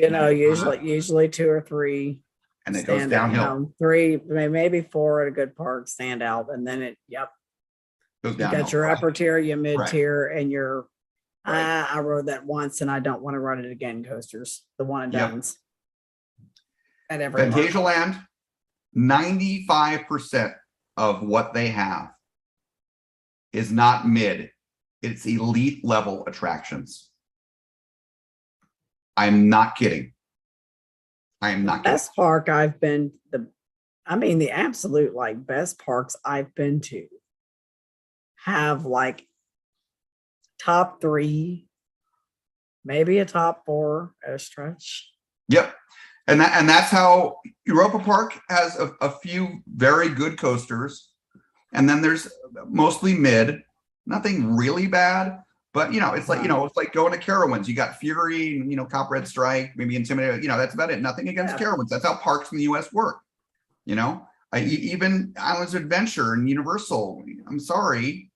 I love those parks, but Hollywood Rip Ride Rocket needs to be ripped out immediately. Most days, it's a garbage Tear coaster. it down. It's a garbage coaster. Okay, it is not of universal quality. It's rough. Hulk's a good ride. It's not, I want to say called elite, but it's solid. But when you combine the creativity at Phantasialand with the quality they go for, and they go for the expense. For example, I was reading on which coaster it was. I don't think it was Fly, but one of the coasters at Phantasialand, they spent as much money on theming as they did paying for the coaster just for that coaster. The theming for that coaster alone was as much as the coaster itself was. Wow. Okay. Because in the US, it seems to be a lot of either or. Like if a lot of money goes into theming, typically, not always, but typically you'll get less of a coaster. Or if you get this elite coaster, there's very little theming to go with it. Yep. So the one coaster that I can think of at Phantasialand, I wouldn't call it even mid, but it's a family boomerang. It's better than any first-gen boomerang I've ridden, any inverted boomerang that I've, a boomerang with inversions, all your first-gen boomerangs. It's far more smooth and it's a fun layout. It's a family coaster. It doesn't have any, anything no elements that are upside down or inversions or anything like that. But and that's the weakest coaster there, and it's still fun.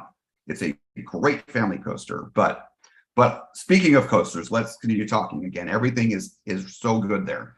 Speaking of elite, as we coaster enthusiasts, we have our terminology. We have mid, we have elite, and then we have God tier. Fly, God tier. The next coaster, God tier. That next coaster, my 500th coaster I've ever ridden, Terran. Intamin Blitz coaster, Maverick. Bye-bye, Maverick. I don't know Maverick anymore because I've ridden Terran. Terran is the perfection of Maverick. And by the way, Terran doesn't have any inversions. It is a speed and airtime machine with still no Velocicoaster in Pantheon. Yeah, we'll get to that. So when you combine the speed aspects, the pacing aspects of Terran, the layout, the great airtime, the interaction with the rockwork. You know how Velocicoaster interacts with the rockwork in the first half of the ride? Again, that's great. nothing against Universal, but the rock work and the town that's built there, the theming, the interaction of Terran with that theming, that aspect of it is more effective than Velocicoaster's interaction with its theming. When you come out of the boost launch on Terran, you go up this like upwards kind of steep curve, and the rock work is all there, and it's so intense because you feel like you're going to hit that rock work. It's so intense, wild. How's Now- the airtime on that ride? Someone was asking. So it has a very similar restraint system, that hydraulic style restraints like Velocicoaster.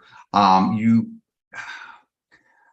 actually a similar height, where you are with respect to the tracks. You're raised up a little bit, maybe not quite as much as Velocicoaster, but like Velocicoaster, in my opinion, it seems like most of people's opinions for Velocicoaster, I like the front the best because, for example, the ejector you get at the top of the dive loop, the second inversion on Velocicoaster, it is so much more intense in the front.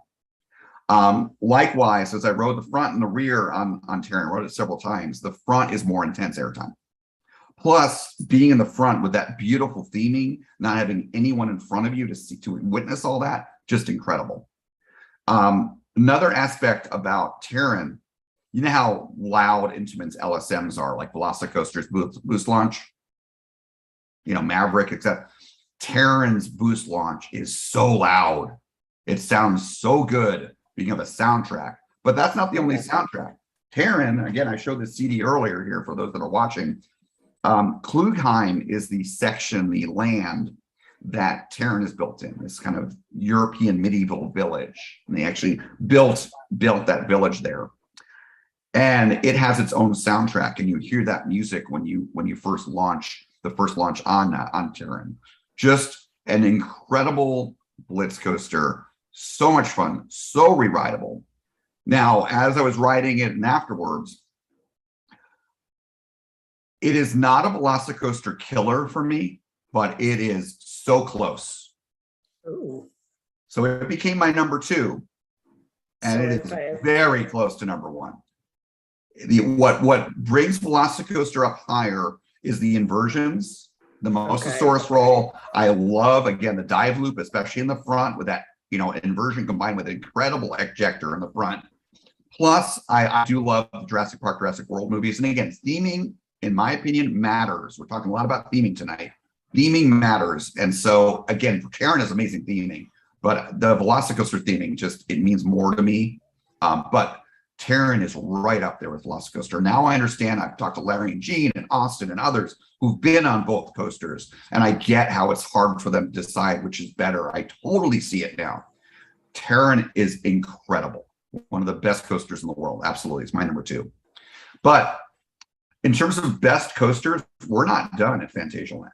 Let's talk about Colorado Adventure. What is Colorado Adventure? Colorado Adventure, Kim, is what I call a Vaquero. Never heard of Colorado Adventure. I call it a Vaquero mine train. What's a Vaquero? So if you've seen the Legacy of Aero documentary that Ace put out, good friend of mine, I'm actually told me about that documentary years ago. I'm so glad he did. I mean, if he hadn't, someone else would have. But Chris Robery from Ace and the National Roller Coaster Museum Ride Entertainment. Chris is an awesome guy. He's the one that did the documentary. Such a good documentary. Those of you who have not seen it, I've seen it a couple of times. In the documentary, they talk about the fall of Aero, the rise and fall. And one of the things that happened at Aero is Vekoma and Aero made a partnership, and Vekoma was selling Aero's designs and their coaster concepts in Europe. And Vekoma ended up stealing Aero's designs in the end. And I'm not sure how the lawsuits went or if they even happened at all, but that was part of, basically Aero lost business in Europe because of what Vekoma did. Again, scrupulous, unscrupulous. But in any case, there are a couple of Aero-style mine trains that I rode in Europe, and they were built by Vekoma. So that's sort of that, Vekoma got those designs, that technology from Aero. So Colorado Adventure is a Vekoma mine train, 3 lift hills. Now, when you think of a mine train, Kim, like the mine train at Kings Island, Adventure Express. It's a fun ride. What's that? That's an Adventure Express. Yeah, Adventure Express. It's a fun ride, right? not a top coaster in the park, right? It But- is though. We were discussing it, Haunt. It's an underrated night ride. Yeah. Oh, yeah. No, I've ridden it. Yeah, absolutely. Yeah, no, that's a No, good not a point. top coaster in the park. Yes, decent theming. Colorado Adventure is the best mine train I've ever ridden. I've ridden all the big thunders all over the world. I've ridden all the different Arrow, not all of them, but the vast majority of them, all the Six Flags parks, Cedar Fair parks. I've been Best to one and so I've forth. been on is the I think it's called Thunderation at Silver Dollar City. Oh no, this is much. I would say, how would you compare this? Because that's the best experience I've Okay. had. So you know how mine train style coasters, they're bench seating, with just like kind of a lap, almost like a buzz bar style lap Yeah. bar, Okay, so this part, I wound up meeting up with someone briefly, but it wasn't. It was by chance, where I made a friend in line. His name is Felix, and his Instagram address, by the way, he likes meeting people, so I'm going to mention him as well. Is Coasters &Co. So it's at Coasters_UND, that's a German, _co. So Coasters &Co. His name is Felix, really nice guy. He and I wound up meeting the second day when I got in line for fly at the beginning of the day. And super nice guy, really nice guy. It's been a lot of coasters, really good, really nice guy. Anyways, beside meeting up with Felix briefly by chance, I was on my own at Fantasyland. Part of the challenge of Fantasyland is they're not selling annual passes. They stopped selling them with the pandemic, and they've not started offering them again. So, locals don't go there as much because it's not expensive to go there, but $50 is still $50 to get in for the day. So versus having an annual pass. Anyways, so I rode Colorado Adventure by myself, and I was not ready the first time I rode it because I was thinking, oh, it's a mine train. I wasn't holding on. I had my hands in the air. Big mistake, because I was sliding all over that bench. This thing has laterals for days. It has crazy drops. It is the most intense mine train I've ever ridden. Insane. Absolutely insane. Now, What's that? was it painful? Well, because I wasn't ready for it, I got a little bruise, like Voyage-esque, not for the same Okay. type of horses, but the second time I rode it, the next day, I knew to hang on. And that was Okay. especially important because I rode in the back, which is even more intense, the second ride. And I had I didn't have a bad ride the first time. I just was not ready for it, is the way to put it. But just crazy. It's a 3-minute long ride, 3 lift hills. It's again, for a park that's space challenged, really impressive how they fit that in there. Have a nice long mine train. Again, best mine train ever ridden, easily. Okay, let's talk about Black Mamba, the B&M that they have. That's a B&M invert, extremely well themed. It's not the best B&M invert, but it is one of the better ones.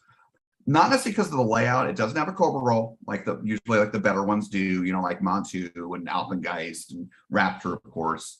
But it has, has some great inversions, has the best foot choppers I've seen on a B&M invert, because it has incredible rock work. Again, that theming that Fantasyland has. It's in the Africa section of the park.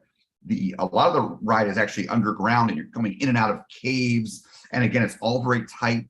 Landscaping as well, beautiful landscaping they have. Just crazy foot choppers, which makes it more intense in that respect.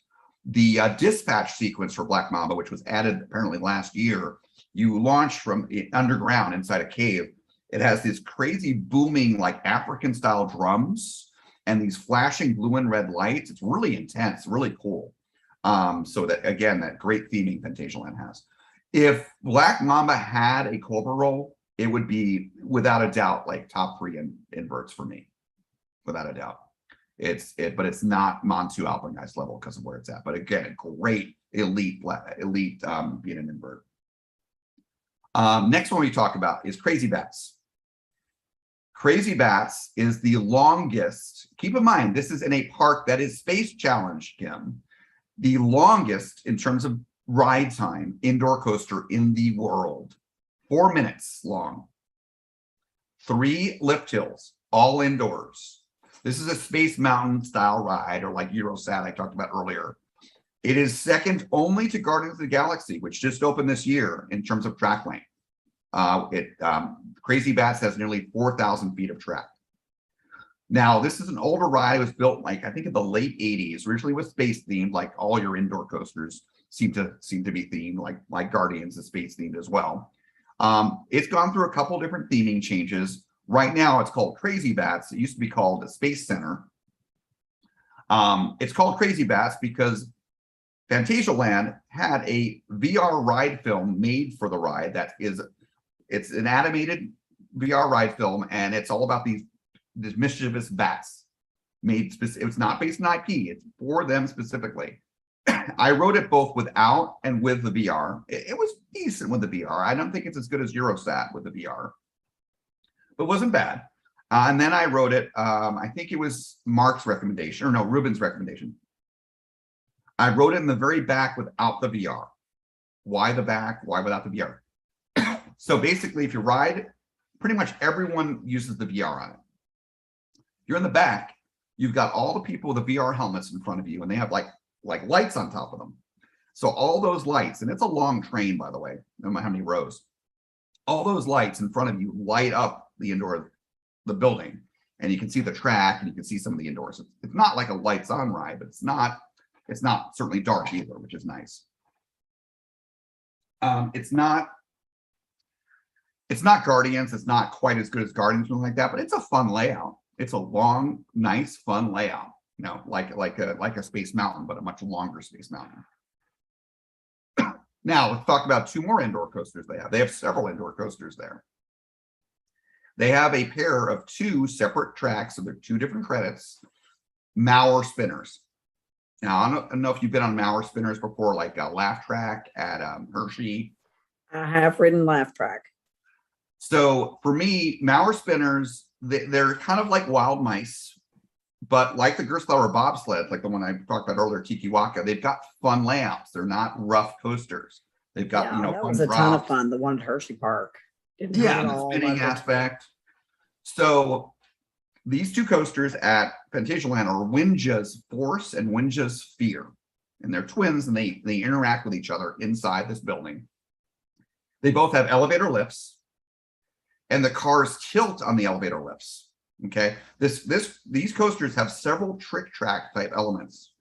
They tilt on the lift to meet up with the track at the top. So you don't just roll forward. You tilt and then roll into the track at the top of the lift. In the block brakes, the last set of block brakes for this coaster, the Fear one, the track tilts forwards and backwards. On the Force one, the track tilts sideways as you're going through it in the block brake section. And then just before returning to the station, the track falls down and comes up as you're riding over it. It's hard to describe. It's so cool to experience. Really cool kind of trick elements, like almost like you would see in a fun house. As far as the layout of these coasters, great laterals, great spinning, great drops, and again, great curves again with the laterals and everything. Really fun family coaster, but really fun. Again, I would put them in the elite class for a family coaster. And the last coaster, and I'm talking about all the coasters because they're all great, is Rake. Rake is not far from Terran. It's in the Mystery Land. It's called Mystery section of the park. And it's a very well-themed family boomerang. And I would happily ride this before any of the first gen Vekoma boomerangs. And again, it is a Vekoma. So that's the coasters. Again, every coaster is fun there, really fun. If I went to Phantasialand every time, I'd want to ride each of the coasters. But that small park that is Space Challenge has more. It has dark rides. It has Mouse au Chocolat, which is a shooter style dark ride. It is the only shooter style dark ride I've ever done, which uses what I consider to be the best shooting ride technology, which is Disney, what they use with the kind of pole stick, if you will, which people, their arms get tired. The same technology that Disney uses for their Toy Story Midway Mania screen-based ride. I love those shooter rides because I feel like I actually am shooting where I'm aiming. I'm like riding something like Men in Black at Universal, which has great dark ride theming though. But again, Mouse au Chocolat is a great shooter ride, elite shooter ride. I might be mispronouncing some of these names here. Hotel Tartuffe, which is a fun house, walk through fun house. Lawyers in the US would never allow this ride. Never. I've never done a fun house like this. Has stairs that are moving up and down while you're on them. I mean, crazy stuff. Crazy stuff I'd never seen in the US before. Fengju Palace is a Vekoma, I believe it's Vekoma Madhouse. The Madhouse rides. Have you done like the one at Great Adventure, Kim? Houdini's Great Escape? No, I did not do that one when I went. You know what a Madhouse is? Where the room around you rotates as well as you do, and it makes it look like you're going all the way upside down, but it's an illusion. Yes, I've had some experiences like that. That's what this is. But it's a Japanese theme. It's in the or it might be, well, I think it is Japanese theme, but it's in the China or the Asia section of the park. Really great theming, has a nice pre-show. This one I'm sure I'm mispronouncing. Geisterrikscha. It's a Omnimover dark ride, kind of like the Haunted Mansion, but very kind of creepy with Asian theming. Again, all indoors dark ride. Probably the best dark ride there, I would say, is Mystery Castle. It is a weird looking castle with a very tall tower. Why? Because inside that tower is an Intamin bungee drop ride. A bungee drop ride is basically similar to an Intamin drop ride, except it's basically their version of a SNS space shot, where you get shot up and down and you fall, you get shot up and you also fall down. What's interesting about it is the ride is not around a cylinder. The ride mechanisms are along the walls. So you're all facing each other, like facing inwards. And it's all indoors with lighting effects, sound effects, music, and so forth. Very creepy ride. Why do they have it indoors? Well, one, theming. The theming's better, but also because this is a landlocked park like a Knott's Berry Farm, surrounded by residences, there's noise concerns. That's why also a lot of their coasters are built into the ground, so they keep things low. That way they're not tall, and they're not having noise echoing out beyond the park's walls and so forth. So those are the dark rides. Again, some good dark rides. Probably the weakest part of Fantasyland, not that it's weak per se, but the weakest is their dark rides, because everything else is so epic. Speaking of epic rides, they have two incredible water rides. They have River Quest, which is a rapids ride, not an Intamin, by the way. It's another, I think it's a German company. Has multiple drops on the ride that are really fun, beautiful theming, great layout, some good, moments where you get fairly wet. I don't rate it necessarily quite as high as Popeyes or as Mystic River Falls, but it's very good. Again, it's an elite, one of the best rapids rides I've been on. But speaking of best, let's talk about the God tier water ride they have there, and that is Chiapas. Chiapas is an absolute masterpiece. Chiapas is an Intamin log flume.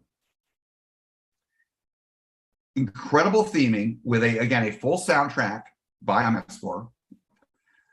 Lighting effects, including LEDs and lasers. There's lots of indoor sections. There's this crazy indoor, almost like a party atmosphere section with lasers going everywhere. It is a long backwards section. You go on a turntable and you go backwards, including a pretty decent backwards drop. And then you slide over into a forward section again for the finale of the ride. And one of the steepest, if not the steepest, final drop I've ever experienced on a log flume. And again, the whole thing is wrapped up in some beautiful, beautiful theming. Just incredible. But wait, there's more, like Billy Mays says. We're not done with the rides quite yet. There's one more ride to talk about, and it is one of Gene's favorites. It is called Talocan. Talocan is a Husk Giant suspended top spin. And it is insane. Crazy, crazy theming with fire effects, like a real fire, sound effects. Beautiful theming, like I said, and the most aggressive ride program I've ever seen on a Husk top spin. Just wild, so intense, just incredible. I now get why Gene loves it so much. It's so forceful. So again, just an incredible collection of rides. Some of the best coasters in the world. No bad coaster. Solid dark ride. Amazing water rides. Great flat ride. Just wild. And that's just the rides. Well, let's talk about a couple more things here at Fantasyland. I did several of the shows. They had 3 shows. I did all of them. Because when you're at a quality park like this, Kim, and I went there for 2 days, I knew I had to do as much as I could. I wanted to see as much as I could. They have a show called Rock on Ice. It's an ice skating show. Again, the Europeans, they love their ice skating shows.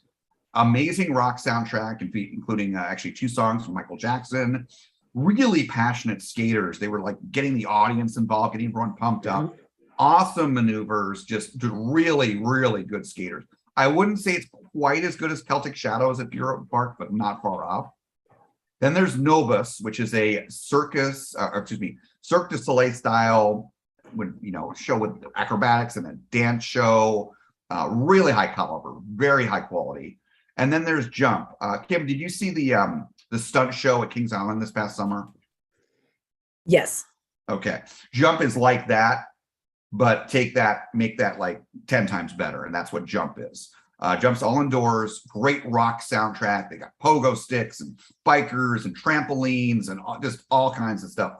High energy, very fast paced, very entertaining. And again, show at Kings Island was great, but this is just a whole nother level.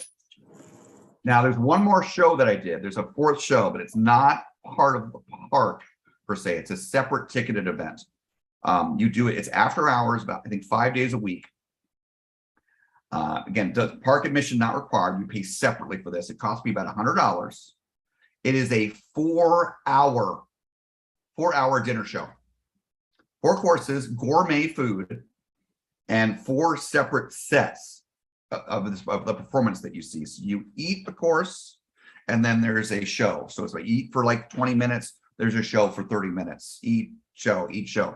And you're seated at round tables, and there's about 20 tables. I think there's like 8 people per table. So there's almost a couple hundred people in this auditorium, especially built by Phantasialand for this show. It's called Fantissima, is the name of the show.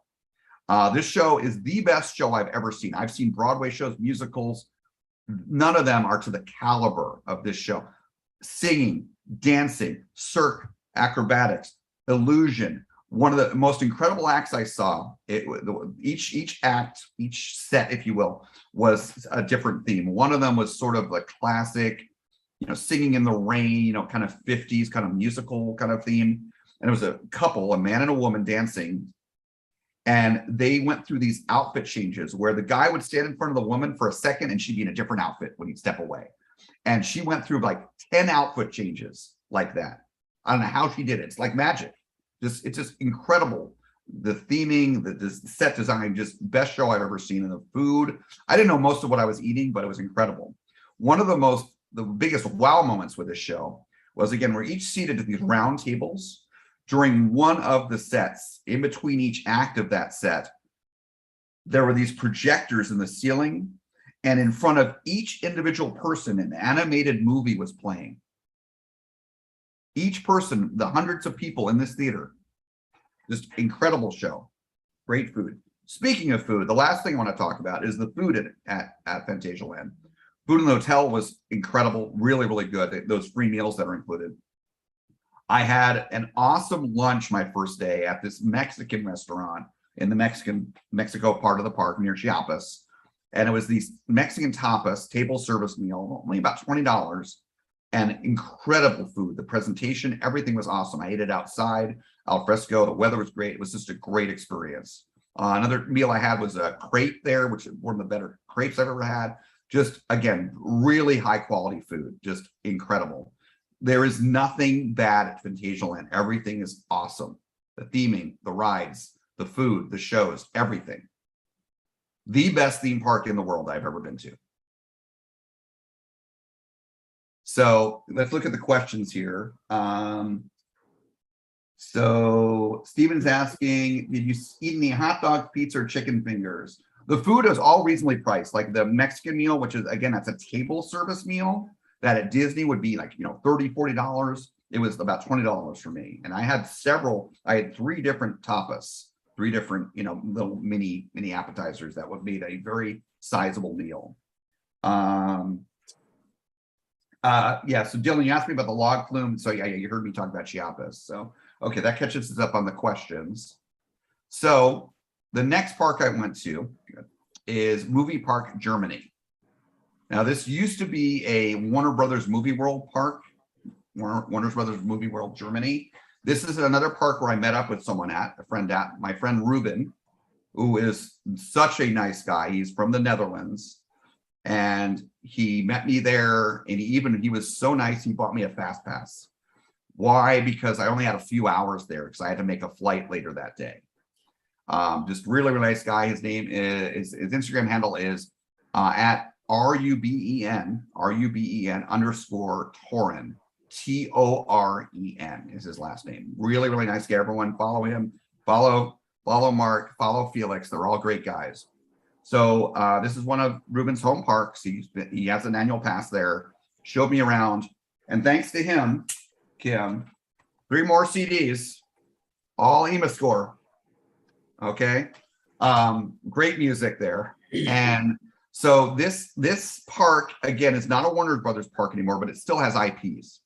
The best coaster there, a mock coaster, yet another great mock I experienced this trip.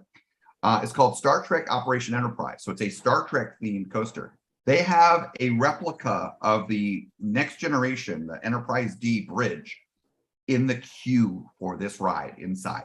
Great Wow. theme. It's not Universal Studios, but this is still great theming parts of this park. Really solid.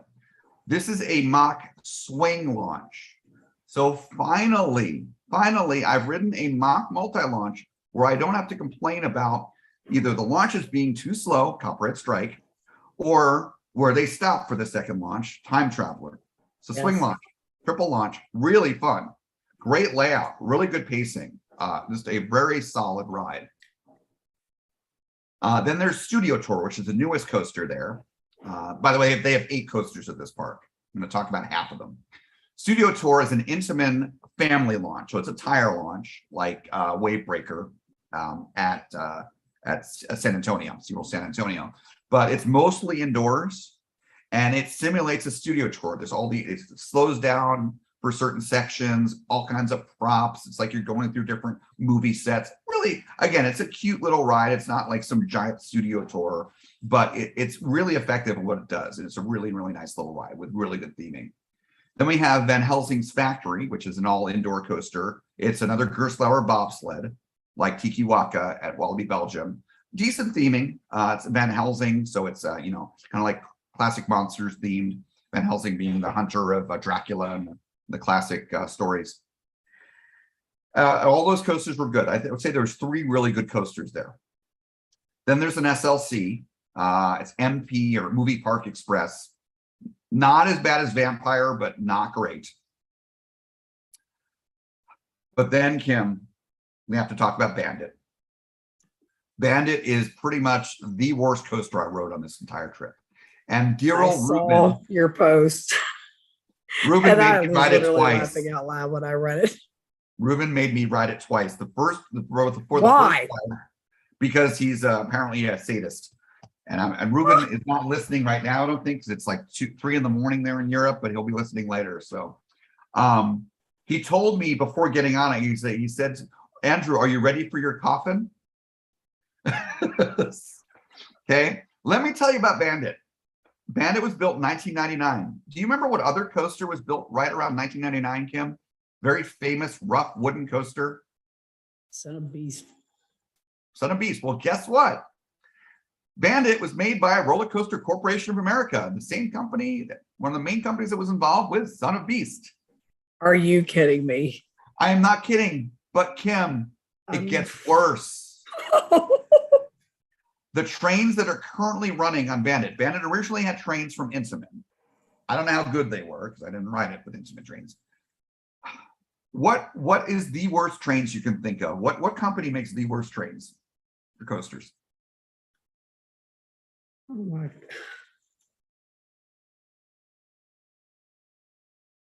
Oh no. Premier. Imagine Premier trains on a wooden coaster. Yeah. I don't want to. And I don't even know if they knew what they were doing, because when you're riding on Bandit, the train kind of wobbles left and right so much. It's almost like it's too narrow for the track. It's so bad. It was so bad that I have the new Apple Watch Ultra, which has the crash detection feature. the crash detection went off twice, both rides I went on. Each ride it went off. Basically, my watch thought I was in a car accident. It's worse than the wobbling on Pegasus at The- Mount Olympus. It is pretty much, I now have a coaster that's worse than Great American Scream Machine at Six Flags Over Georgia, as far as wooden coasters go. It was so rough, so bad. Dylan's asking if Son of Beast had premiere trains. I don't know. You could check. Yeah, I don't want to take the time to check because we're, we still got a few more things to talk about. But yeah, Dylan, check. And why don't you let us know in the chat? Go in RCDB and check for us. So again, very bad. There are a couple of the rides that I did. We didn't have a full day because I was in a rush to get to the airport, but we did do the water rides, the log flume. It's kind of like a junior log flume, like the Peanuts theme one at Kings Island. Decent, couple decent drops, nothing special. But then we have Excalibur, Secrets of the Dark Forest. That is a a rafting ride, river raft ride that is mostly indoors. And it's Merlin Excalibur themed. Very well themed, really fun. Really good ride, solid rafting ride. And then we have an Area 51, which is an older Intamin Shoot the Chutes ride with older boats. So it's a little bit wobbly, but it has an extended dark ride section inside a mountain, and it's alien themed. And it's got some decent theming inside the mountain. So it's not bad. So Movie Park Germany, again, you can think of it as like a lower budget Universal Studios, but it's got some good rides. The music is great. Again, one of the CDs is just for Star Trek. Emus Score did the music for that one. I got another one for Excalibur. The music in Excalibur was really good. And then another one for the Studio Tour ride, the Intamin Tire Launch Coaster. So I'm looking forward to listening to all this music, getting that ripped to my iTunes. Well, Kim, we have one more park to talk about here. And as I warned earlier, I did not save the best for last. The best was definitely Phantasialand.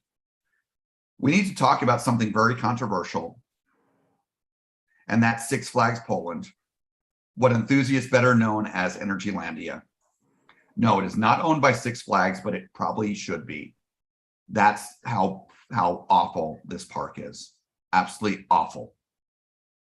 17 coasters. So yeah, it's like some of your bigger Six Flags parks, Magic Mountain, Great Adventure, Great America, the flagship Six Flags parks. It's got more than, a lot more than 10 coasters.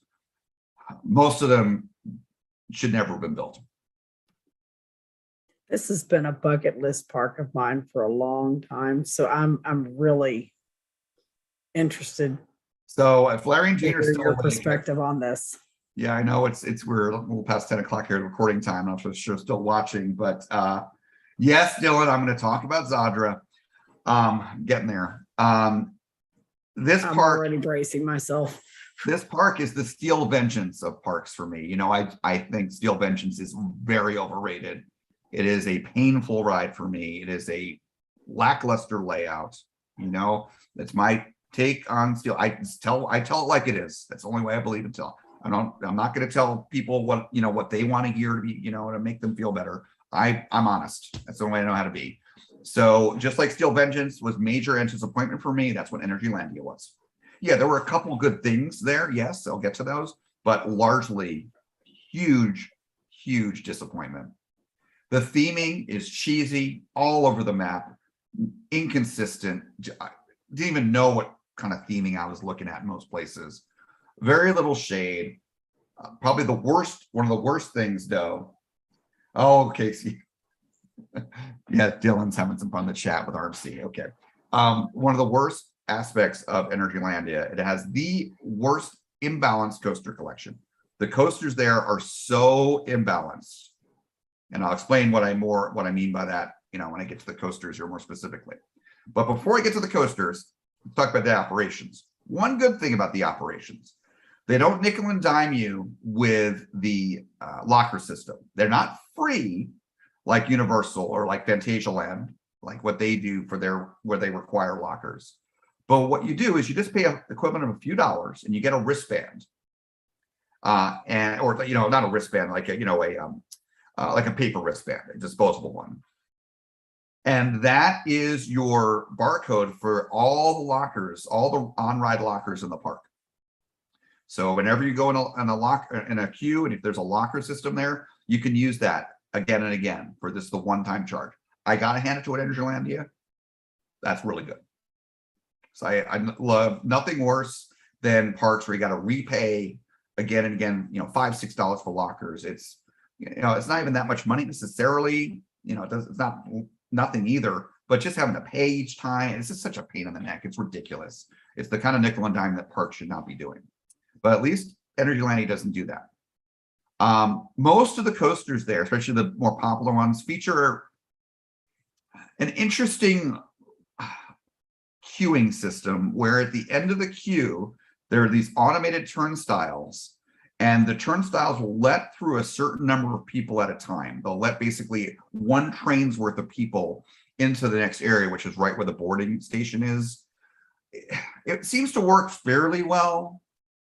What didn't work well for me, though, was this was another park where I was solo, and there's no groupers there, which is fine. I don't care if there's no groupers. That's fine. I like to choose my own row anyway. But when you have no groupers and you're, waiting a little bit longer for the back row or, whatever it is, and, like I'm usually trying to get a back row ride.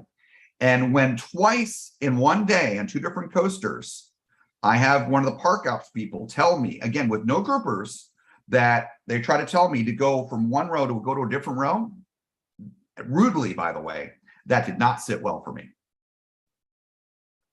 Happened more than once. Now, if I was in the U.S. park where English was the native language, etc., I would, if that happened to me at Universal, I'd be saying something. Okay. Again, one of the not so great moments in Energylandia. So let's talk about the coasters, at least some of the coasters. Hyperion, that's the best coaster there as far as I'm concerned. It's an Intamin hyper coaster. It's about 250 feet tall.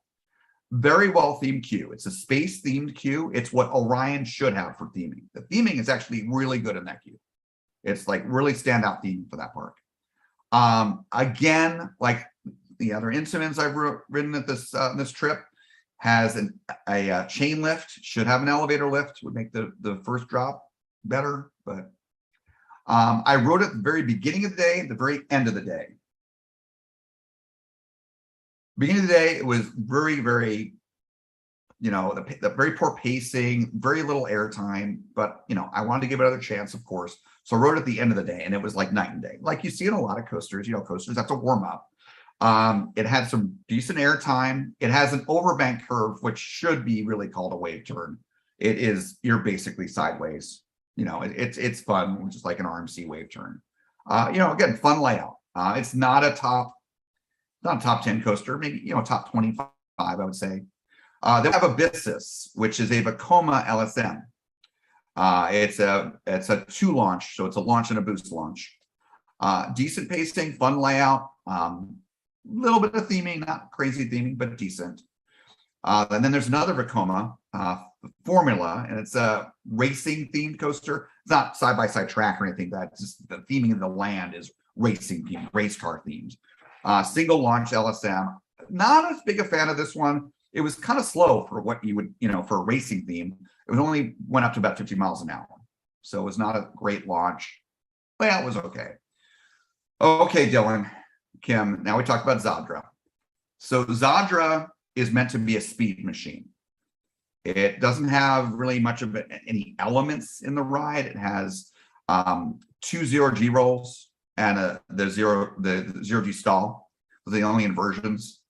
I felt it seemed like the coaster was running slow. The stall is a good stall. It's a decent stall, but I'm sorry, a 0G stall, that's one of the most boring inversions, period. I mean, the only good thing about a 0G stall is coming in and out of the stall, and that wasn't anything special in Zadra.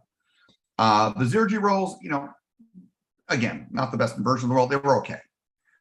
But the thing I was noticing is the airtime wasn't great. It seemed to be not running as fast as you would think it would run. Well, I posted about this and people commented my posts on social media when I was there. Several people have confirmed, locals in Europe and so forth, that Zadra is running much worse this year than last year, which makes a lot of sense because Bradley Enholm, friend of mine, he was getting all upset with me that I didn't like Zadra because it's pretty much his #1 coaster now. He rode it last year when it was running a lot better. So I wish I could have gotten a last year ride. I don't have much faith in Energylandia making that making whatever maintenance needs to be done or fixes need to be done to make it better again, because they don't seem to care there. Then there's Speed, which is an Intamin water coaster. As I best aware, it's the first Intamin water coaster I've ridden. I've only ridden Mox before this. Has a elevator lift, has 2 splashdowns, decent layout. It's pretty fun. I would say it's better than most of the Mach water coasters I've ridden. Then there's Viking. So far I've covered 5 of the 17 coasters. Zadra was not great. Formula was not great. Hyperion and Abyssus were good. Speed, the water coaster, the Intamin one, was good. So there's basically 3 coasters that I would say you want to ride again more than once in a day at Energylandia. But then it goes downhill, and that's next is Viking. Viking is an SBF Visa Wild Mouse. It has OTSRs, Kim, and it is one of the roughest wild mouse coasters I've ever ridden. A wild Ridiculous. mouse. Yes, How did you ridiculous. survive that? I don't know. It's That ridiculous. sounds hellish just listening to it. Apparently, Energylandia did some kind of package deal or has some love affair, partnership, whatever, with Vekoma and with SBF Visa, because they have what I think 3 or 4 SBF Visa coasters there, and they have I think 6, 7, maybe even 8 Vekomas. Okay, Yeah, they have that's an what I SLC. saw in your post. It was like I was just looking at variations of the same thing. They have an SLC Mayan. It's not as bad as Vampire. It's not so great. It's rough. One of the better Vekomas there. Abyssus is a good Vekoma. That's the multi-launch I talked about earlier. And then there's Dragon, which is a SFC, suspended family coaster, one of the newer models. And it has a very similar layout to Dragon Flyer at Dollywood. So it's a solid coaster. Excuse me. That's 8 coasters right there that I talked about. There's 9 more. 17 total. The rest of the bunch, there's 2 Wacky Worms. There's not 1, but 2 family boomerangs. And then there's, like another Vekoma family coaster. There's a SBF spinner, and just rest of it's just family coasters, just forgettable. So the majority of the coasters at this park are family coasters, and not great ones at that. Out of 17 coasters, there's maybe a few good rides. It's tragic, absolutely tragic. This is one of those cases of quantity over quality, and I don't like that. I like quality over quantity always. One of the other few redeeming aspects of Energylandia is the food is pretty good. I only went for 1 day. I had a 2-day ticket, Kim.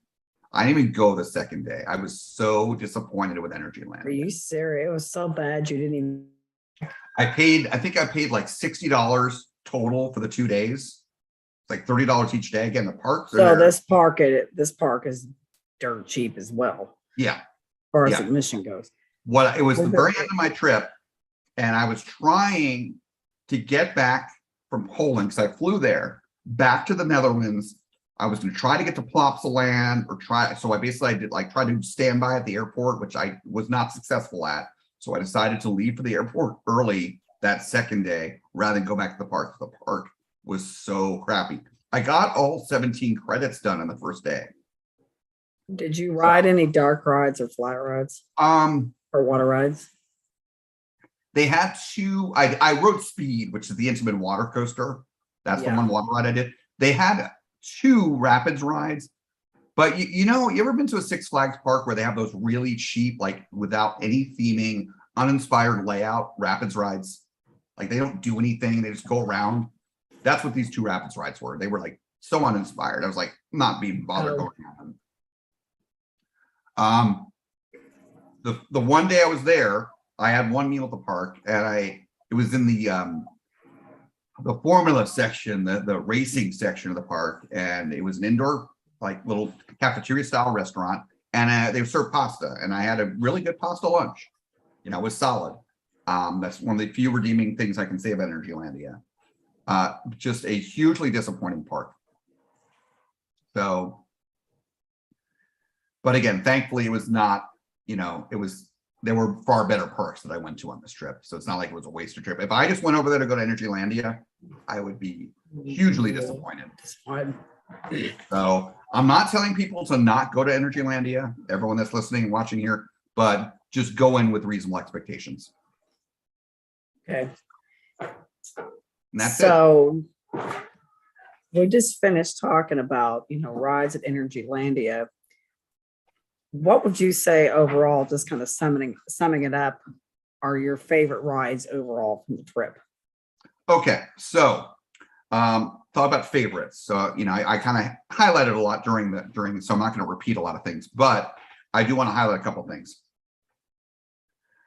Because of this trip and the parks that I went to, I now have two new top 5 parks.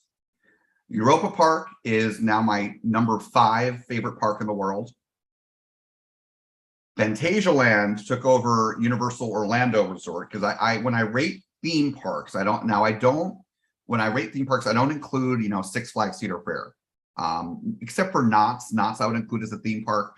Those are amusement parks. Those are regional amusement parks. But like Dollywood, Silver Dollar City, Busch Gardens, Williamsburg, these best of the best, Hershey, SeaWorld, those are really solid theme parks. Those are a part of this list.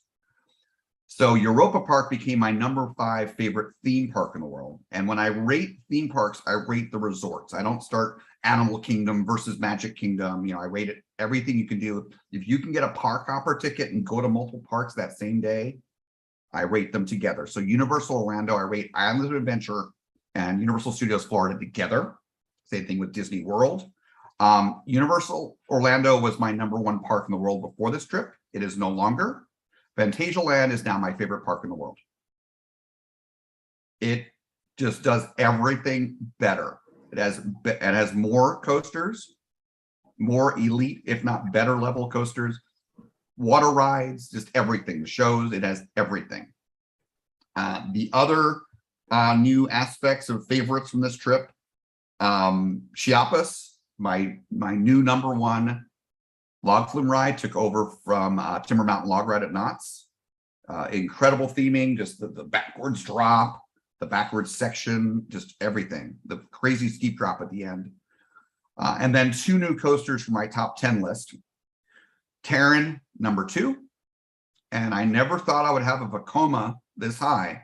And by the way, when I posted about this, Vekoma's official Instagram account liked my post about this, which was nice. I appreciate that they saw it. And that is Fly is my new number 3. It is that good.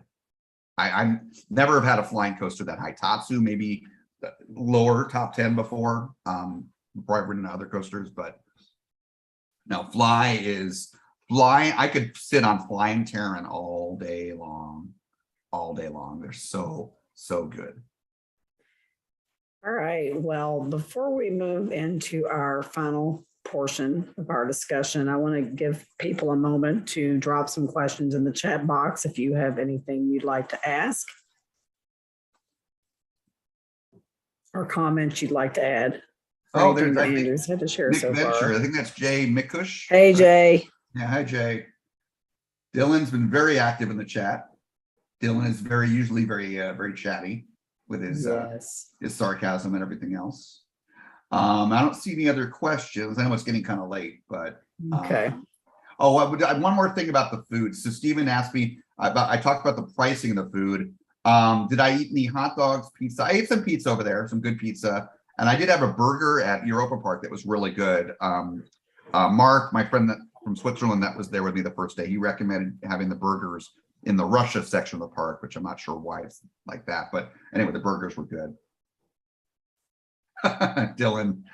Anyways, so yeah, any final questions?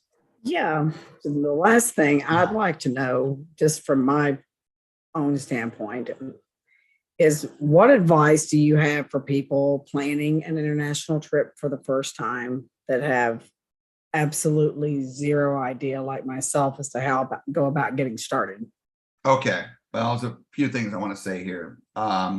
Yeah, by the way, Dylan says, I think Fly looks freaking awesome. Yeah, it is amazing. And what you see, like the off-ride videos of it and so forth, do not do it justice when you add in the theming, the music, the visuals, seeing everything in person. It's just unbelievable, unbelievable. All right, so I can give a number of pieces of advice. First of all, the basics, you need a passport.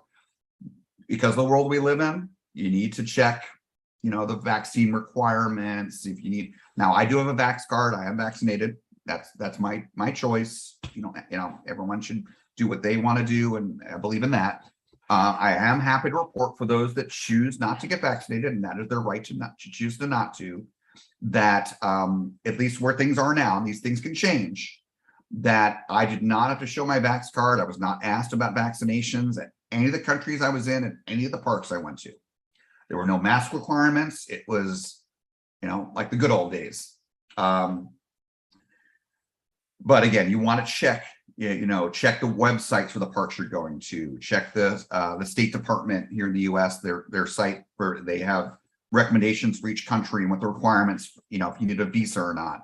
For Europe, for the UK or continental Europe, you don't need, generally don't need any kind of visa or anything. You don't have to get a special visa. You can just use your passport.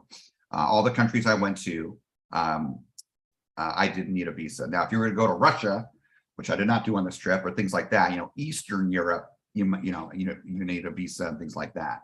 But to go to Germany, France, Netherlands, Belgium, Poland, places that I've been to before, went on this trip, no special requirements. You just need a passport. So beyond that, I recommend not doing what I did, because I've traveled internationally so much. I knew I could trust myself. But if you've not done much traveling, for the day you arrive, don't plan on doing any parks that day or any major driving. You want to give yourself some time to recover from the jet lag. But my body is so conditioned to traveling all over the world that I've gotten really good at handling jet lag, and it was fine for me. I was not like falling asleep at the wheel or anything. Let's see what else. Make sure. Days did you? What's that? How many days was this trip total for you? I got there on a Saturday morning and I flew home the week following Sunday morning. So, including the travel, it was almost 10 days because, the time change and everything else. But in terms of time spent in Europe, it was like 8 days, 7, 8 days. Plan, don't treat this like a US road trip, going to parks where you're cramming everything together. Again, I plan 2 full days Europa Park, 2 full days Phantasialand. Basically, if you're going to go to those elite, high level parks like Phantasialand, Europa Park, Disneyland Paris, I've been to as well, plan for 2 days at all those resorts, all those parks. Wallaby parks, your other parks, Movie Park Germany, Energylandia, those could all be done in a day. If you're going to want it. Now, Dylan, I know you love your RMCs. So if you want to ride Zadra 5 times, whatever, okay, fine. Spend 2 days in Energylandia. You won't be seeing me there for 2 days. So just, plan, based on the number of coasters and what there is to do and the caliber of the park. The higher the caliber, the more time you're going to want to spend there. The other thing is time of year. The European parks, again, the Europeans, they love their parks. They love their water rides too, by the way. Summertime, Europeans generally get 1 month of vacation. Vacation is a big thing in Europe. They get a lot of vacation time, and they usually take their vacations primarily in the summer. So the parks are very crowded in the summer, and I can tell you that based on personal experience, but friends of mine that have been. So that's something to watch out for. Now, as Dylan knows, I would say early October is a great time to go, but there is another time that's a really good time to go. And my friend Brett told me this. I still went in early October, and I'm glad that I did because I wanted to do the water rides. Kim, I love my water rides. Yes. The other time of year, and this is going to be my next visit that I would plan to do to Phantasialand and Europa Park. is for their equivalent of their Winter Fest. Fantasyland calls it Winter Trom. Winter Trom, I don't know if that means literally Winterfest in German, but that's what the name of that special time period is. It's basically November through January. Every coaster is open. This is not like Cedar Fair's Winterfest. Okay, every coaster is open at these parks. Fantasyland, Europa Park. At Fantasyland, I love parks like this. You gotta love these details. They speed up the programming for the LSMs on Terran to make up for the cold. I'm guessing they do the same thing on Fly, but I've not confirmed that. Okay. One of the epic things, there's a couple epic things about going to Winter Trom from people that I know that have been. My friend Brett, he's been all over the world like I have. Winter Trom at Fantasyland, he said, is the best theme park event he's ever been to. When I was there in October at Fantasyland, the park was open like 10 a.m. to 6 p.m. So I'm getting night rides. For Winter Trom, you've got shorter days because it's winter time, so that it gets dark earlier, but the park doesn't open till 11 and it stays open till 8. So you get night rides. The video I have seen, I found on YouTube, or actually a friend of mine sent me, of Terran at night looks like one of the best night rides ever, because you've got, faster at night, darkness, the theming, just everything all together. It looks absolutely amazing, as does Fly at night. Fly looks amazing as well. Plus you have the amazing theming, the lighting, the holiday snacks, everything else. They go all out at Fantasyland. So that is like now my new bucket list kind of asterisk park is Fantasyland in the holidays, in the wintertime. So that is a great thing to do. So I see SoCal Imagine. Hi there. At Fantasyland early September, they didn't close any coasters for rain. And That wouldn't surprise me. What's that? I also see that Southern Cal Imagine is going to Kings Island. Oh yeah, the comment this about weekend. I live about 2 hours from Kings Island. I was just up there at Haunt last weekend myself. Yeah, and it's interesting they don't close for rain. I mean, I'm guessing if it's a stronger rain, they would have to close, or lightning certainly. Dylan, I agree with you. Ride to Happiness. Forget about Zadra. I agree. Ride to Happiness is, I think, now my #1 bucket list coaster that I've, obviously not been on. Jay, so you're asking about Terran compared to Velocicoaster. I'll briefly answer your question, but if you go back, when this is posted to our podcast feed, you'll hear me talk about it. But Terran, the interaction with the theming is overall better than Velocicoaster, because the rock work is more extensive, you get closer to it, and just that aspect. But it's not as over the top as the Jurassic World theming is overall. I mean, just the queue in Jurassic and Velocicoaster is just incredible. Overall, I rate Velocicoaster higher just as a overall experience, because the inversions, Terran doesn't have inversions. The Mosasaurus roll and the dive loop, especially in the front, are better. Plus the top hat as well. I didn't mention that earlier. The top hat, Terran doesn't have that. Terran is a low to the ground coaster. It kind of has to be, because they have to keep the noise down, because of Fantasyland where it's located. So, anyways, so yeah, wintertime, and apparently Europa Park has a lovely winter festival as well. Apparently the coasters can close there if it gets really, really cold, but they're not like, like Carowinds. I love Carowinds, but their Winterfest, they can have more coasters open than they do. And I get they probably have staffing challenges, things like that, time of year. Europa Park, if the weather supports it, which it usually does, they will have every coaster open. And certainly Fantasyland does that. So that's the other time of year I recommend. But River Quest at Fantasyland will be closed then. They don't operate their Rapids ride. However, Chiapas is open. They operate Chiapas in the wintertime, the log flume ride. So any other advice I can give? Feel free to reach out to me. If somebody was something that just popped into my brain. Yeah. Budget wise, just very roughly, if somebody's planning this trip, what would you recommend as a Right. ballpark Right. budget? So, yeah, these parks generally $50 a day for park tickets. That's a good budget.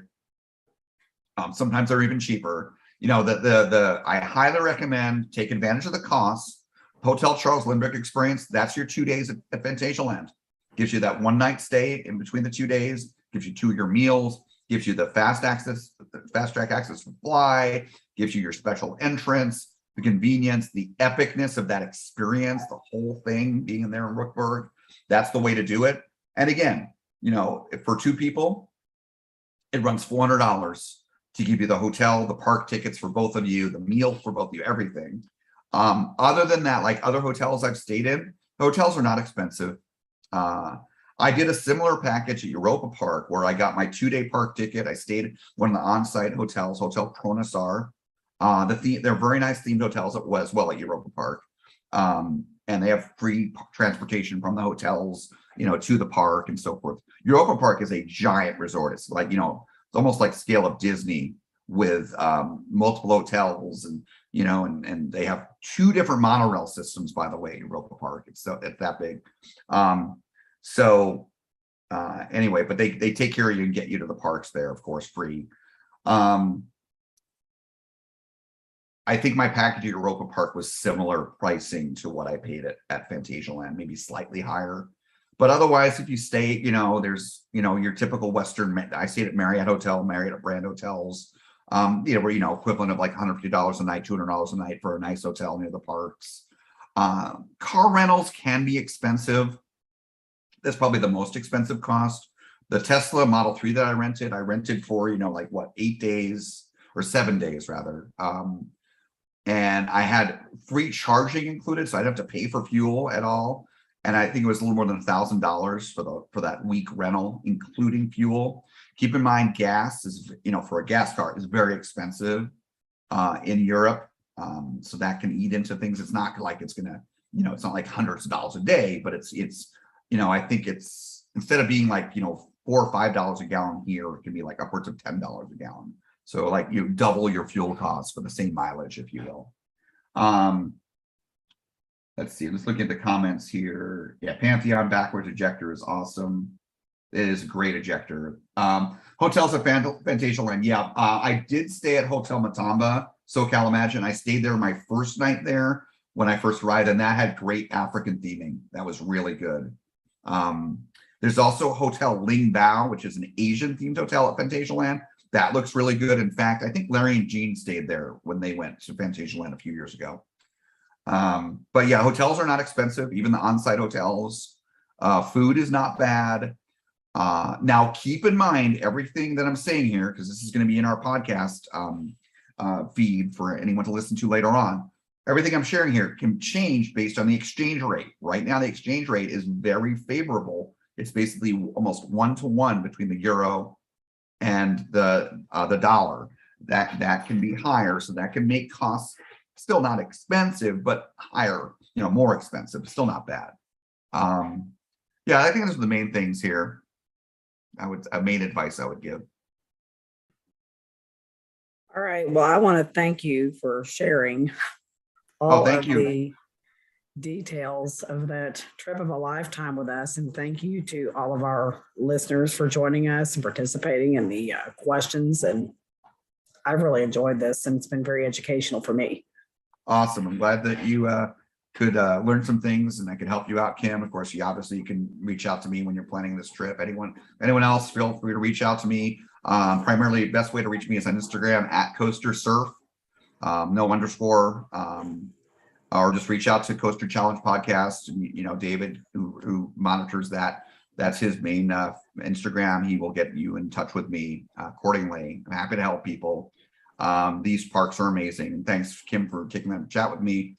Losing my voice there a couple of times. I don't think I've ever talked this much in my life. Well, you had so much to share. I did, and I did do a lot of. I put a lot of things down on a note because I didn't want to forget anything from all the things I did on the trip. So, Dylan, yeah, glad that this could help you, and feel free to reach out to me when you're planning for next year or whenever you're going. So, well, thanks everyone for joining. I appreciate it.